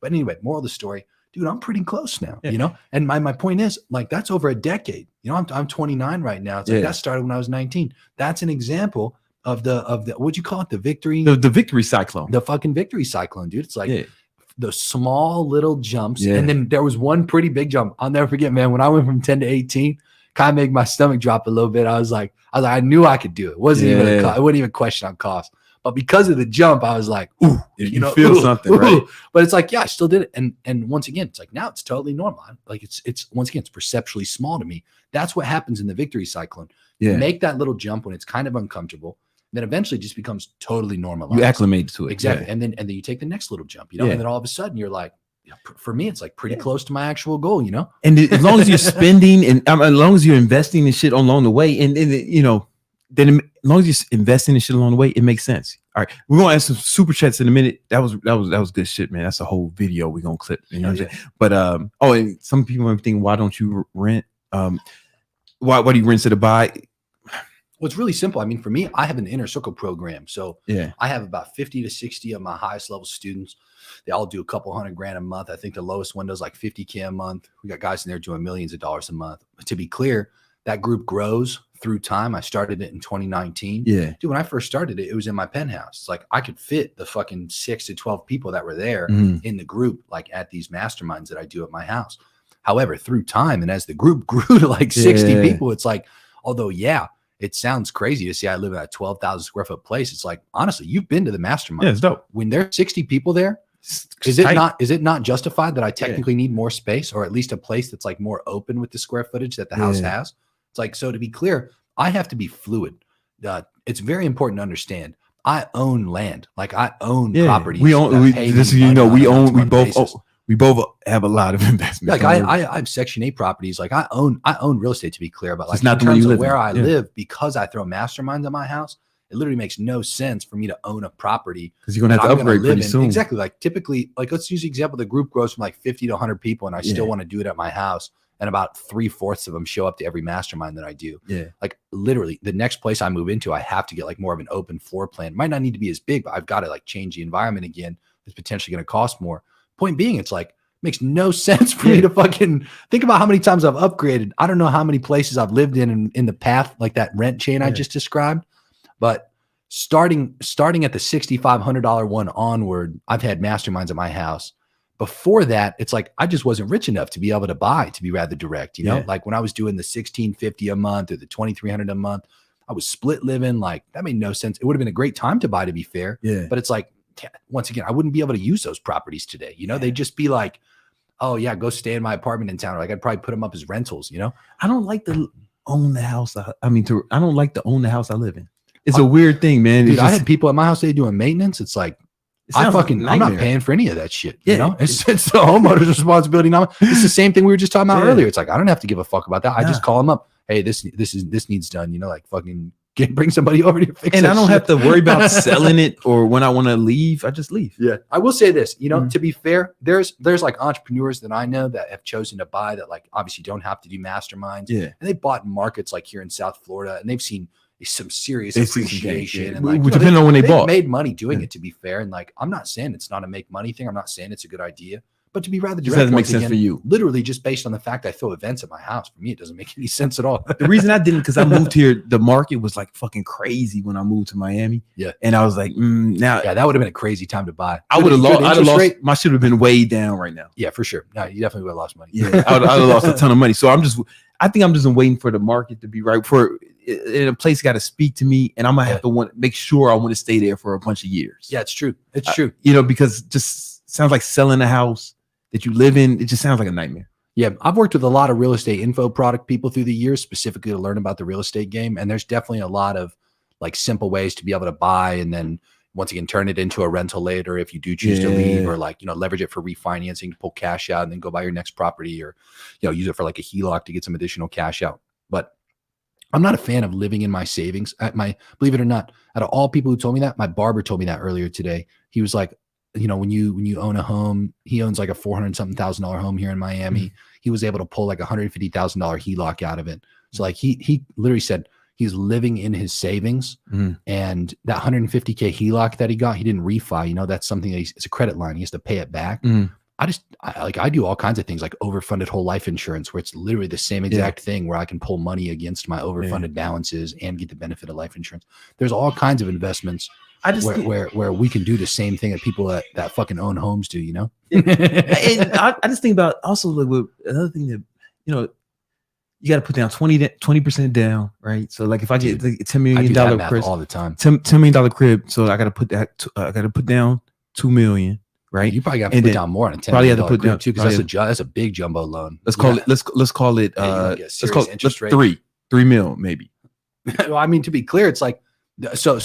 If you use a $10 million house, like you're either going to have to put up some collateral, or you're going to have amazing credit history as a business or as an individual with other purchases that are like somewhat similar. You know, you have to like work your way up. Like you would with cars. Like for me to be able to get good rates on like the cars that I own today, dude, I'm no joke. I mean, you've seen a lot of my cars over the last. So I started buying cars when I was 26. It's been 3 years. Yeah, I had no exaggeration, I think it was like 16 to 18 different vehicles, like not including the 5 that I have now, where I got either fucked on rates, just to pay them off, to then turn around. You're building your credit, to build like a huge automotive credit history quickly, which is different than regular credit. Then get tremendous rates when I go buy like a $200,000 or $300,000 car. They don't fucking hose me on the interest rate. Be the same thing with like a $10 million crib. If you got like a $1 million crib, that's technically a jumbo loan, and they'd have you put down like 20-30% on that. 10 mil, no joke, bro. You're probably gonna have to put down like 5-6 mil. You know, it'd be crazy. Let's call it so 5 mil or collateralized assets. 5 mil. Like, and people say, "Oh, it's an investment. It's an investment." I'm like, okay, I can take 5 mil right now. You can make so much more money and make it way faster. Like I tell people that shit all the time. It's like people just don't understand sometimes like different ways to make money and how you can do it. If I just say, Jeremy, here's 5 mil, put it in new ads, do whatever, we can fucking double that. You know what I'm saying? Like, have you compared that to like I think South Florida is appreciated like 15% year over year, which 15%, is like aggressive in comparison to other areas in the world. You know, that's nothing. That's not like nothing. Once again, back to what we started off this entire conversation with. Math. There's people like me out there who can turn that amount of money into at least double. You know, if not, like I have clients. In 1 year. I literally have clients. right now that spend $1 million in a month, where we put up like $2 to $2.5 million in a month. So if you just broke that 5 million down over 5 months and you put 1 mil a month towards ad spend and an offer that's proven and scaled like that at that level is going to be a mass market offer. Let me like even if you made a measly like 500,000 on the $1 million a month that you put up over 5 months, you'd still have way more, obviously, than 15% year over year in fucking returns. Remember that graph? That's a handy down belief. That's an example of that, by the way, to the fucking chat. Handy down belief right there. Buy homes. Yeah, man. Remember, I showed these motherfuckers. Hold on. I showed these motherfuckers. I spent about $170,000 on a business a month, right? And this, like, look at this return. This is just my sales team. You can show this. This is my sales team's dashboard. My sales team brought in $627,000, right? Dude, that's a great example of that. You get what I'm saying? So, like, if I just put the money here, to put that 5 mil here instead of in a fucking house, I make more money. Yeah, that's what I've been trying to explain to my mom. She's, why don't you buy a house? I was like, look, lady, you don't know shit about victory. All right. Yeah. Hey, let's have some more super chats. It's hilarious. All right, so I'm gonna start with this one. So we got a super sticker, 99 cents. Shout out to you, man. For you, 2S. Oh, yeah, man. Thanks for the dollar. You know I love that, man. That's gonna go to that super chat. I'm gonna pop Blackjack Masteries, $50. Oh, $50. Yeah, he said spending $200-$300 a week on IG shout out. Brandon, you asked him. All right. So 99% of my income is from return clients. So shoutouts haven't worked well. I create reels daily and post my sport picks results, creating a lead magnet now to get leads, trying everything to scale. Sounds like you're trying everything random to scale. The main, look, go find the people who have already done it. Like, look those people up specifically on TikTok, okay? And once again, find the people who have a high quantity of followers, who look like obviously they're making some cash when they're doing these sports bets call outs like what you're doing. And I'd say repeat the successful actions of those individuals. Now, here's the thing. Let me just Blackjack. You said it hasn't been working well, right? But we've been making. But let's do some math. Let's do some math, right? We'll call it 300. Let's call it 300. You say 300 a month, right? Right. You told me you got 2 clients from the shout out once, right? And I know from other that your shit is about 300, right? You got 2 clients, so they're gonna pay 600. They're gonna pay 600 a month. Right. Boom. But how, like, what's the LTV? Like, how long are they going to pay? Right. So, because he says that right there, like most of his customers are returning customers. You know? Right. So if these motherfuckers are paying for like fucking, if they pay, or to be clear, could have been a shout out on like the wrong accounts. Like, there's always different tests you could run to get shout outs on different people's accounts that could return more than just what you're getting now. Yeah, man. So it's like, yo, if these people stay for a year, then that's fucking 7,200. You know what I'm saying? That's gonna, you know what I'm saying? Let's say for a year, that's your lifetime, I'm sorry, LTV. That's your life. That was dyslexia. That's your LTV, right? So you theoretically you could spend, anything under this to get a client, and you just keep doing it. You probably haven't spent this much yet, right? You haven't spent your LTV yet. Yep. Does that make sense? Right? So this theoretically can be profitable. Maybe you don't spend like $7,200. Maybe instead of spending $300, you try to up it next month and you go to $600 in an attempt to like test some new accounts and once again like do the victory cyclone. Victory cyclone. Invest a little bit more than what you're comfortable spending on that. And remember, if something's not working for you as well as you want it to work, just a few tweaks away from working as well as you want it to work. That's what's most important about marketing. It doesn't mean that it doesn't work just because it didn't work. Yeah, like a different piece of content. You know what I'm saying? Doing a shout out with a different piece of content. Different pages. Yeah, exactly. Different pages, different copy in the fucking description, And to be clear, I know nothing about Blackjack or what he's got going on, but I will say this. It's a very important lesson of repeating successful actions. Like find the accounts, if you're going to do shout outs, that have been the most successful doing shout outs. And then look at what their copy is. Look at what the specific image or video that they paired with it is. It's just marketing is just a game of iterations. As soon as you find the right iteration, you can fucking scale the shit out of it. But you should also find out what pages those 2 clients came from, and that'd be kind of super easy to just go on their page and see which if they follow any of the shout out pages, and then concentrate on those if there's an overlap. You know what I'm saying? Concentrate on those, and also Blackjack. I fuck with Blackjack because he goes super hard. Like every week he's asking the right question. Yeah, no, I like sounds the kid. close, you know. I fucks with him. But it's also it's like the first few girls I tried to have sex with, I didn't. They said no, right? So then I guess girls ain't for me. You know what I'm saying? Like you know what I'm saying? Like just because it don't work the way you want it to the first few times doesn't mean it doesn't work. That great metaphor. Yeah. What else we got? Okay, so we got Nomi Homie, 10 Canadian bucks. I saw enterprise software to QSR chains like Chipotle. Do you think social media ads would help in that industry? Yeah. If not, what do you think the best way is to approach enterprise sales? Yeah, first of all, outbound sales in a niche like that is huge.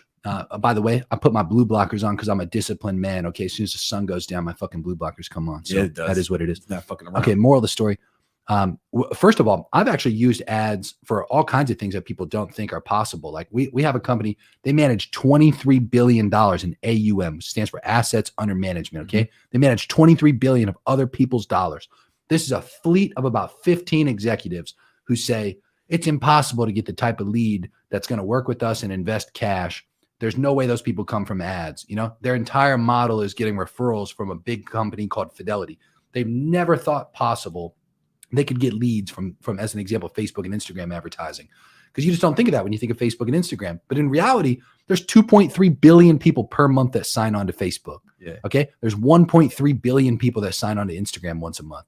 TikTok out of all places that people think so little of, has more than 1 billion active monthly users. Out of that, there's obviously a percentage of those individuals that are like the people like what you're looking for here. So I always believe that paid ads can be an effective route. And I always prove myself right in that regard. Okay.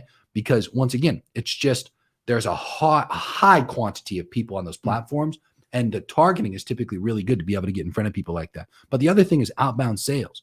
So when you actually have lists of these individuals that you need to pitch, just doing customized contextual videos to these people, customized contextual messages that are actually good. Most of the generic bullshit that I get sent on a day-to-day basis for people who pitch me is so whack, so generic. It's just like not contextualized to me at all. It doesn't address anything that, like, you could tell that people barely look at your shit. Yeah. Or they add like a random like little fact at the beginning of it, but they don't actually make like a contextual message about how they can help you. Yeah. And that makes you stand out a lot when you choose to do those things, to be clear. So definitely take outbound sales actions, like just directly pitching people via email, social DMs, etc., with a commission-only sales team, and then absolutely paid ads, lead gen paid ads for sure. Nice. You know what I'm saying? Holden's podcast. What's he talking about? So $10 super chat. Thank you. I'm 18 and have a lawn care job and lawn care business on side. Nice. I'm making borderline 6 figures. Hey, at 18, that's not bad. Yeah. Man. What exactly should I do? I live with my mom, no bills. Nice. Buy books to learn and invest the rest, or invest in myself. Dude, I saw a guy on Twitter the other day. This was like literally yesterday. He said he made $45,000 last month with a pressure washing business. Okay. So if you're 18 years old, I actually knew a kid when I was growing up. He was a young, ambitious guy. He had his own lawn care business.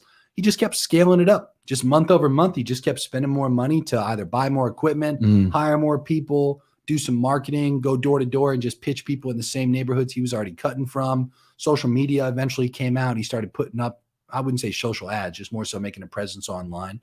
But a lot of it was word of mouth. A lot of it was door-to-door sales for his business. Yeah. Even that kid alone that I grew up with, he scaled his business to a little over 20K a month. So anyway, moral of the story, dude, those pressure washing kids right now, there's a lot of that content out there. That could be a great service that you add on top of what you're already doing. Add it to his shit. I'm telling you now, like nobody pitch. I have a massive fucking driveway. I have a detailer that comes over once a week for all my cars. There's like patches of like essentially the dirt and stuff that comes off these vehicles. He one time, he's like the worst salesperson ever, pitched me on doing this pressure washing of my driveway. And I was like, totally, I absolutely need it. Like he never followed up, never gave me a quote, but it's like, same thing. I would do that with my landscapers. Like I would do that with anybody that pitches me on it at this point. And it would be a couple $1,000. You could pressure wash the house. I've seen these guys pressure wash the roof. So anyway, moral of the story, you could expand on what you're currently doing with additional services like that. and or you just continue to scale what you got going now and just go out and pitch more people, get more deals. I think what you should do, because right now we got, that's you, HP, Homies Podcast, right? And right now you got your lawn care business. I'm assuming you gotta like sell people in your business. You're probably doing everything. You probably one man show. You probably cutting the lawns. You know what I'm saying? You probably doing other shit in the business. So I don't know. I never ran a lawn care business. I never had a lawn. And but I'm sure you got to do other shit. So the very first thing you need to do is the same thing we're talking about, right? Because you could just work more, right? But there's only so many hours in a day you can work, right? Yeah, exactly. So it's like the highest leverage tax would be start getting other people to do these other things, whether it's like cutting the lawns, other lawn business shit, and then you do more of the thing that brings in the most money, right? Dude, you do more of that. If you do that shit, you'll be too. Yeah, like he's stay at home as long as you can. Yeah, totally. That's if you got a good relationship with your parents, stay at home as long as you can. Dude, down here in Miami, like that's a cultural difference between how I grew up and like how all these people down here grew up. Like I know I've dated girls down here that still lived at home and they were in like their mid-20s and they weren't ashamed of it at all. Like they were like, I don't know why people move out here in America at such a young age. To be clear, I left when I was 18. I left when I was 40. I got kicked out. Yeah. I mean, look, at the end of the day, it's like, that's great. If you got a great relationship with your family, you know, and they're not holding you back in any way, shape, or form, and they're like supportive of what you got going on, dude, that's awesome for keeping your expenses low and being able to continue scaling your business up. I fucking love this kid, man. If your parents want to kick you out, I'll adopt you. All right. You know what I'm saying? And then, oh, my fault. But once you do this shit, once you get this shit popping, where you got other people doing everything, and the only thing you should be doing is the sales, right? That's just your number one thing. Get it so all you're doing is the sales, right? Then start adding more shit to your shit. Now you can start doing the fucking pressure cooker shit. You know what I'm saying? Pressure washing shit. You know, you start adding you could add other lawn shit, man. I don't know. Other lawn shit. Right. Oh, yeah. Or you can upsell people on coming over more times a week. Like, dude, it rains so much down here during the summertime that I typically get my lawn care people come over every other week. Okay. Mm-hmm. And the homeowners are the people that we live under. They fucking pay for that shit every other week. It's like $300 for these people to come. Yeah. Dude, that every other week where they don't come, it's unbelievable how long like grass can grow or how like crazy my bushes can get and things like this. I pay them the extra $300 every other week. So $600 a month to come over on a once a week basis. The property looks resort like when they do it on a once a week basis. So it's like people who are, as an example, not paying you to come over on a once a week basis. That's a huge upsell opportunity because their properties don't look like shit in between. You know, they didn't even. I don't even need a discount in that example.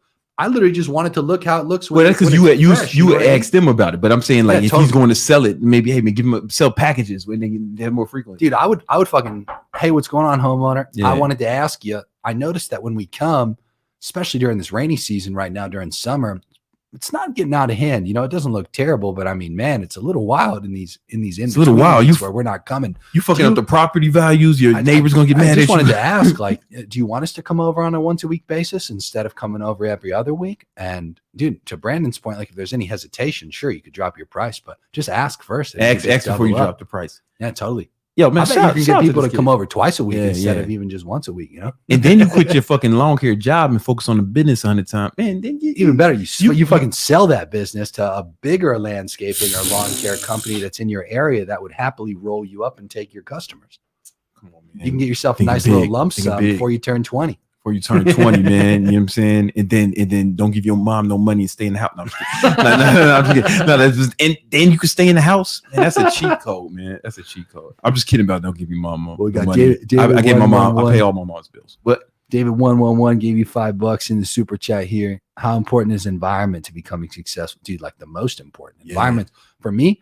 I mean, look, when I lived in the hood, that was terrible. I like, dude, there was a project complex a block away. No exaggeration, gunshots like every couple nights.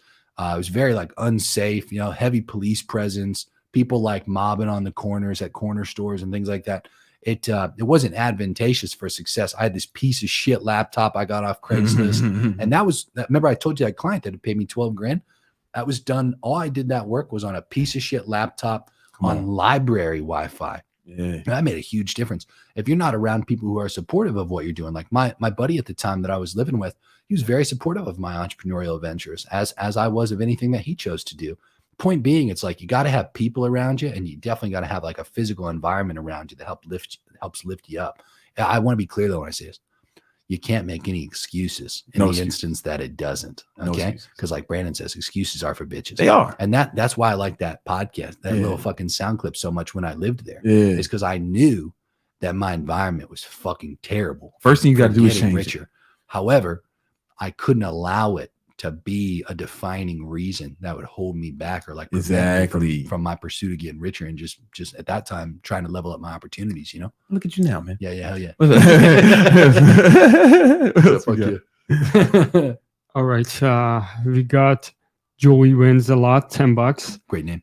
Meta ads on Insta retargeting engagers works, but audience not big enough for scale. Cold audience is not converting well as followers or warm audience. How content ad strategies. So one thing that I like to do is spend money on content. So inside of Facebook and Instagram and the ads manager, there's an objective for video views and there's an objective for engagement. And it's very cheap to be able to build up a warm audience of people that you eventually retarget with your direct response ads. So moral of the story, for me, costs about a penny to even a tenth of a penny. Like I would consider 2 pennies expensive to get somebody retargetable who's watched and or engaged with a piece of content that then gets added into that Insta retargeting engagers that you were referring to as an audience. So essentially, you can cost effectively spend money on cold audiences who don't know you yet to fill up that bucket of your warm engagers. You can even keep content in front of those warm engagers to warm them up even more and control framing, handle objections, kind of plant thoughts. And then you run your direct response ads towards those people just like you're doing now. So rather than taking your cold audiences and using your direct response ads, the same things you're doing on your Instagram ones, just spend money on content distribution to the cold audiences instead. I thought I had a fucking training. I really like your strategy. So basically what you're saying, Jeremy, is you have like a piece of content or some pieces of content, right? Boom. And then you make that an ad, right? Yep. And then you retarget the people who watch the ad with like what percentage? Well, so you can retarget people who watch 3 seconds, 10 seconds. I like to go after people who watch 10 seconds. Facebook has a statistic that they shared with me that says the average attention on the news feed per post is about 1.8 seconds. So to be clear, somebody watching something for 10 seconds, as short as that sounds, that actually means it has 5 times the amount of attention that they paid to that in comparison to the average thing that's on their news feed that they're rapidly scrolling between. Right. So you show the ad is just a video. And you're going for video views. That's the objection, right? Yeah, exactly. For video views. And to be very clear, there's no like call to action on this video. No call to action. It's like literally just a piece of content, like something that might have worked well on your Instagram historically. Now you're just going to run it towards people who don't know you yet. Yeah. You're going to attempt to get those people to get to that 10-second threshold of watching it and just engaging with it. And then you're going to be able to retarget those people in an audience for up to 1 year from the time they interacted or watched. And is the next ad so the next ad can be your direct response ad. The next ad is your purchase content if you want. Or you can keep doing this shit. Video like because what we used to do is sequence out content. Yeah, so through a process before they see the direct response. So I think at one point I used to do this thing where I would send them. I would do the same thing. It was just video views, and the people who watched the first one, they got ads to watch the second one. The people who watched the second one got ads to watch the third one, and then the people who watched the third one. But meaning they had to watch all 3 of these videos. And I did it. I think at the time I did it at 50%. Like you had to watch 50% of the first one. Then you watch 50% of the second one. Yeah. Then if you watch 50% of the third one, then only then do I show you something you could buy. And that's very cost effective too, because when you're spending money on those first 3 steps, it's like no exaggeration. That's like 3 pennies, Yeah. To get somebody to watch, dude, listen to this. I have the statistics. So I went on the Fresh and Fit podcast. I took that podcast, the whole thing. It was like 2 hours long. I put it onto Facebook as a video. Okay. And then I paid to distribute that video.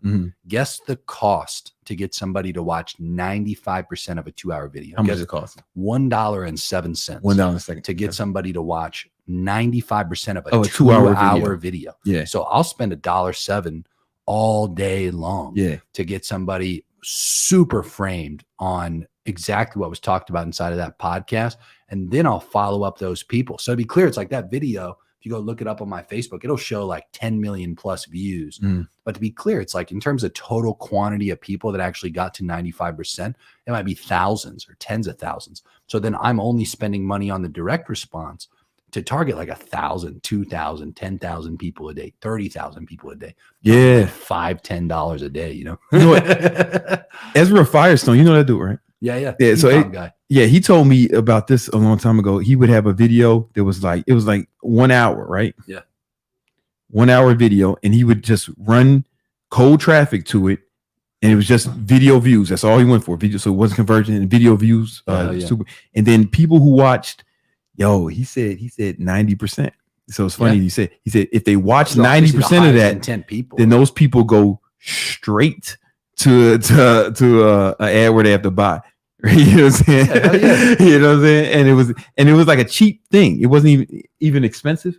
So by the time you watch an hour of this motherfucker talking, right, then it's like, okay, I spent $50. And then of course there was more things to buy after that, you know, in the ecosystem. Yeah, totally. Another thing you can do, Franco. Was that Franco? Who was asking about? I don't know, whatever your name is, but it's not important. You know what I'm saying? You just listen. All right. Care about your name. All right. He should set up lookalike audiences, right? Yeah, all you need is 2,000 of these people, right? I mean, well, look, here's the thing he's struggling with, right? Which is he was saying his Instagram retargeting engagers ads were working, okay, which are warm people. But his cold audience ads, which he was probably just trying to roll over to cold audiences, people who don't know him, were not working. So in reality, it's like, dude, you could get cold audiences to work. You just have a different set of hooks, a different way of communicating with them. Like simply put, a different set of ads in order to get the cold audiences to work without even having to do all this. Yeah. So simply put, I mean, if you're on a lower budget or you just want people who are really framed to then see your direct response ads are cold, that's a stacked way to do it. But I mean, even then, you still got to have the right kind of content that like gets people framed on whatever you're eventually then going to sell them on. So just remember, I mean, you're a few tweaks away in marketing from being able to get anything to work. Don't give up on the cold audiences. Like you see how this is like a definitive belief form here. Like, you know, more of the story, just continue to tweak the cold audience hooks. It's different to sell people who don't know you in comparison to selling people who do know you. Yeah, I wish I could find that train. I was looking at it today. I had a whole thing where, whatever, fuck it. Great episode, plumber from New York. How would you advertise and market for a blue collar job like my own? Great question, William. First of all, I would do lead gen ads, and I would do it locally to whatever area you service. Dude, I can't remember the ad off the top of my head. I saw a hilarious billboard the other day, something about like your wife's pipes are clogged, like call a plumber, something like that. It was one of those like funny ass ads. I saw one that says your wife is hot. Yeah, and then they called, get the AC fixed. They probably saw that AC ad, you know, because that one went super viral. And then anyway, they probably did for plumbing. Anyway, moral of the story. Dude, it could be a simple video just going over the different plumbing services that you offer. And there's this ad format on Facebook and Instagram called a carousel ad. You've probably seen them before, where it's like up to 10 different little things you could swipe between. And those 10 different tiles, those could be the different services that you offer. There's also a cool little option on Facebook when you're advertising that says optimize creative for each person. So if somebody that you're targeting locally in that area in New York that you service is having one of the 10 problems and they might be actively searching for it, Facebook will actually prioritize that specific card as the first card and then show your other services after. That'd be a great way to do it. And then you could pair that with what's called an instant form, which is a built-in lead form on Facebook and Instagram that gives you the ability to ask questions, collect name, email, phone number, address, or city, whatever you'd like. And then you get their information, and obviously you can then contact those people, and that'd be how I'd sell them. That'd probably be the best bet. Nice. Yeah, yeah. Blue collar stuff works great. Local lead gen ads are awesome. Local lead gen. We talking just local ads in general. Fucking dude, local ad. Yeah, they've listen, look at us, 2 ads guys talking about ads. All right, Blackjack Master is back. What up, Blackjack? Welcome back again, man. Yeah, he's asking. Not the big Blackjack. How much would you push your marketing budget if profiting 25K per month? Besides shout outs, what other marketing can I hire out to save time if I can't run ads? Should I hire someone to create lots of reels to maximize content creation? I mean, my answer would be, first of all, just like what are the total expenses out of that 20 to 25K? Because that's going to kind of determine how much you could comfortably press up from that existing number. By no means would it be to spend the full 20 to 25, because I imagine you're living off that. And yeah, you got some other expenses in there baked in, I'm sure. So without that clarity, I don't necessarily have an exact number for you, but at the end of the day, like it sounded like last month you mentioned you spent like $300 on shout outs, you know, and all your existing business is coming from referrals. I want to be clear when I say this. I know people who sell information products where literally they don't even have a team. Like they're just doing TikToks and Instagram reels all day, and it's themselves and their phone, and they're fucking ripping hundreds of thousands of dollars a month. And they're doing so in a very like ethical and honest way. Like they're really helping people. They don't have any expenses at all besides their actual like living expenses, you know? And they're not spending any money on marketing. Eventually they start to spend money on a team to make things easier for themselves. But moral of the story, there's a good quote that one of my old bosses taught me, and it's very simple. Where there's commitment, creativity follows. So the very first thing I would do if I were you, I would just really commit to the idea, like fully, that it's possible you could easily double that amount of revenue that you're doing right now just from organically posting more TikToks, Instagram reels, and YouTube shorts, and trying to recreate the success of other people who have already essentially scaled beyond that number. I'd commit to that first, and I'd get creative around doing that. Yeah. I mean, like 100%, man. Listen, let's give him some action step. He's the guy who wants action step. I would say post. You want to be your reels. You're going to post. Anyone can do this. Whatever you're selling, right? This is going to be your 7-day money game plan. Right? All right. This is what I want you to do, Blackjack. I know your shit is $300 a month. No problem. What you're going to do is you're going to post. First thing you do, you're going to post 3 to 5 reels a day. I know it sounds like a lot because it is. All right, 3 to 5 reels a day, right? And then you DM everyone who engages with that. Any sort of engagement. You start a conversation with them in the DMs, and then in the DMs, you're gonna sell them in the DMs. So when I say reels a day, 3 to 5, yeah, man, 3 to 5. So you're gonna have to batch record them, right? You're probably gonna have to batch create them, and just post them, and then spread them throughout the day. Then I want you to DM. When I say everyone engage, every like, if a motherfucker likes your shit, fuck, let me. Yeah, do that fucking Wes Watson shit. Yeah, well, it's not even just what I've seen. A lot of people do this, and we teach this in a version of this HTT. We call it the 7-day sprint. Smart. Yeah, you know what I'm saying? And everyone who likes your shit, everyone just a like, right? Fuck. Everyone who time for bed notification. Yeah. Every comment. And you can actually ask for comments in the fucking caption or in the fucking or in the video to ask for comment. Every like, every comment, and everyone who follows you, right? And then in the DM, you're gonna be like, you're gonna say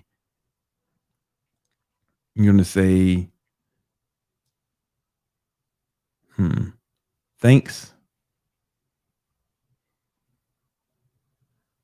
for the dude. If I was Blackjack, I'd be hitting everybody with the fucking how was your bets last month?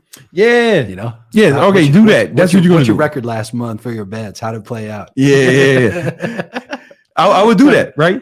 And then it gets you right into the conversation, like super direct. Like that. And like, look, I mean, at the end of the day, that's why they're following or looking at your content in the first place. I kind of like so that. Much random ass shit, you know. I kind of like that. You know what I'm saying? Thanks for the and okay, you just do that then. Fuck it. I like that. I like that intro, right? And then say, man, you need, and then say, yo, man, you need some straight into the sales conversation. You need some help, you know? Yeah, exactly. That's another good approach right there. You need some help with your bets? Yeah. Yeah. And then just like Ask them what their struggles are, what they be doing, how they game. Just conversation where you just ask questions. It should be all questions. What's holding you back from making it work? Hey man, what's holding you back? What do you about all that shit? What's holding you back from making you work? And then how much are you putting up each month? Yeah, your bets? Yeah. Damn, how's that working out for you? Up, you trying to take it to the next level? Yeah. Trying to take it to the level. All right. Well, listen, I got something to help you with that. Blah blah blah blah blah. Send them, and then you said you interested. Doesn't your boy do that? The guy you sometimes go to games with. He you told me for a while there you were like, oh, my boy fucking does this sports betting thing, and I sometimes like follow his bets, and like they always fucking pay out. I swear you told me you had a. That's my nephew. Yeah. Is he making more than 20-25K a month? Depends on the month. You know what I'm saying? It depends. If he wasn't like so lazy, he could be making $100,000 a month if he wasn't like a fucking shithead. Yeah. You know what I'm saying? We working on that, brother. You know what I'm saying? We working on him, man. If he didn't have so many problems, like anyway. Who we got next? Let's see. Yeah. Hey, do that, Blackjack Manager. All right. Frank says, I sell medical insurance. What's the best way to attract customers? By having them contact me. My strength is phone sales that I'm paying for leads. I would like to create referral book of business. Man, this infuriates me. I think I know why. Yeah. One thing that's very important to note about sales in general is you never want to capitulate to the mental frame of what I call a fat cat closer. Mm-hmm. Fat cat closer likes to sit back and to have everything happen like to them. They like rarely ever follow up. They view reaching out to leads that aren't on their schedule as a derogatory action. Yeah. They just honestly, like, I don't really look at them as salespeople at all. I look at them as like super entitled, like wannabe great salespeople. Yeah. So it's very important, Frank. Like, I don't know if this is in the way that you necessarily meant to articulate yourself in that regard. Yeah. But to be clear, he looks like a serious guy. Look at that time. I mean, look, at the end of the day, like when you're paying for inbound leads, like as an example, I have a strategy. I call it the Hydra, and it's all lead gen based, where we have that instant form, and we'll have answers to questions, and we'll collect the person's information, and we'll only hand off to qualified people based on their answers to the sales teams. Now, these sales teams, they'll usually have a combination of some scheduled calls. And in addition to that, they'll have these inbound leads that they need to reach out to and just try to get in contact with and potentially set to get onto a scheduled call with them. Now, once again, the closer who has all of these scheduled calls onto their calendar already, they view it as like a derogatory action to have to kind of reach out and like essentially establish communication and get the person on a scheduled call. When in reality, literally some of the best teams I've worked with and made the most money for, they are fucking sales monsters. These are some of the most money hungry individuals. They are just so grateful they had somebody that expressed interest at all that they could reach out to and contact. That's the kind of mental frame that they hold. And it causes a significant difference in the performance of that specific sales rep. They make way more money, tremendously more money. Way more. Because they talk to more people in comparison to the sales rep that just fucking sits there all day and only takes the scheduled calls. So it's very important to not allow yourself to kind of fall into that mental frame of the fat cat closer. But regardless, if you're if you're not necessarily in that mental frame, and once again, you're willing to do that outreach, you're willing to jump into the trenches, just first of all, be willing to pitch people, be willing to spend more on ads to get more of those inbound leads. And as I mentioned, just remember, if everybody else out there only wants to take scheduled calls, that's the only type of person they're willing to talk to, there's a tremendous amount of leads out there that might not want to schedule a call that you can then generate business from having them express interest, fill out a lead form, and then you and your team hire a setter, reach out, contact them, get them on the phone, get them closed. That's a whole quantity of people that, once again, the people who only take scheduled calls would never touch. And another reason is because they don't understand math, right? Like a lot of sales, they don't, because sales is just numbers. It's just, you got to talk to more people. Life is just numbers. Life is just math. Like all you got to, the problem is they'll reach out to like 10 people who filled it out, and I couldn't get on call with them, and then and they'll think that 10, but it's like, if I have to talk to fucking 100 to get a sale for the right amount of money, I'll do that all day. Dude, and the referral part of his question, to be clear, it's like you got to have incentives, So if you have a good incentive to get somebody to refer business, that's great. It's also very important to note, just because you have a great incentive program where the person's going to get paid to refer you business, you better make them look good for referring you. That's one big misconception that a lot of people have. We had a guy at a mastermind recently I was hosting, he got up in front of a room full of agency owners, marketers, and business owners. And he was like, hey, I'm looking for referral partners who can pitch this 5K service that I've got. I'll give you guys half of the total revenue of that 5K. You get 2,500 a piece. Who here has clients that they could refer me? And some of the best, and actually it was kind of unexpected feedback that this guy got was, I would be afraid to refer you to them because if you end up doing your job bad, it would make me look like shit. Yeah. You see? So long story short, like, it's a big thing. A lot of people who do referral businesses, they don't necessarily understand. When you do a great job, people will be happy to refer you to other people. Because I'm sending you my friends. Exactly. You know what I'm saying? I'm sending you my friends. Of a little bit of money you're probably going to pay. Yeah, it's like, not even about that. If you make them look good, like people refer you without even having to get paid. It's like homie Moneyberg. Like every time I referred him someone, I vet them first. Like I have them I vet them before because I don't want to send him no bullshit. That's my dog. Yeah. You know, and so like I sent them you, right? You know what I'm saying? Like, oh man, Jeremy, you know, I sent them other people. You know what I'm saying? And it's like, but I wouldn't want to send them no bullshit. That's my dog. You know, no, that's my friend. So on the referral side, like really look if you're providing a tremendous amount of value to the people that you're already doing business with, and then just reach out and say, hey, do you have anybody that I can help that you know? And to be clear, if once again, even without any kind of pay, if they just know that it's actually going to be helpful for the people that they're referring, you actually get a tremendous amount of referrals. It's kind of shocking. The best way is to like be so good that they're excited to refer. Yeah, totally. You know what I'm saying? Like that's the best way. When they were, because when I brought out, I brought, he wasn't looking for an ass person, Moneyberg. I was like, no. You gotta talk to Jeremy. You know what I'm saying? Like I'm telling you, man, you leaving money on the table. Hell yeah. You know what I'm saying? Think about your business like that, and then things change because that's going to change the anatomy of your customer service and exchange experience. If you want to build a strong referral business, all you have to do is turn your fucking customers into like raving fans, fanatics, you know, and they'll be excited to share. Guys, we got to get out of here. Sorry, I know there was more super chats, man, but you know, I'm with my friend, man. We've been fucking. Yeah. Hey, listen, man. I hope y'all enjoy. Like the video, share. I probably should have said that a bunch of times. Great being here with y'all, man. Thanks for having me. Hey man, make sure you download the Baller Mindset free course. It's fucking really good, bro. It's really good. All right, y'all. I'll holla. Peace.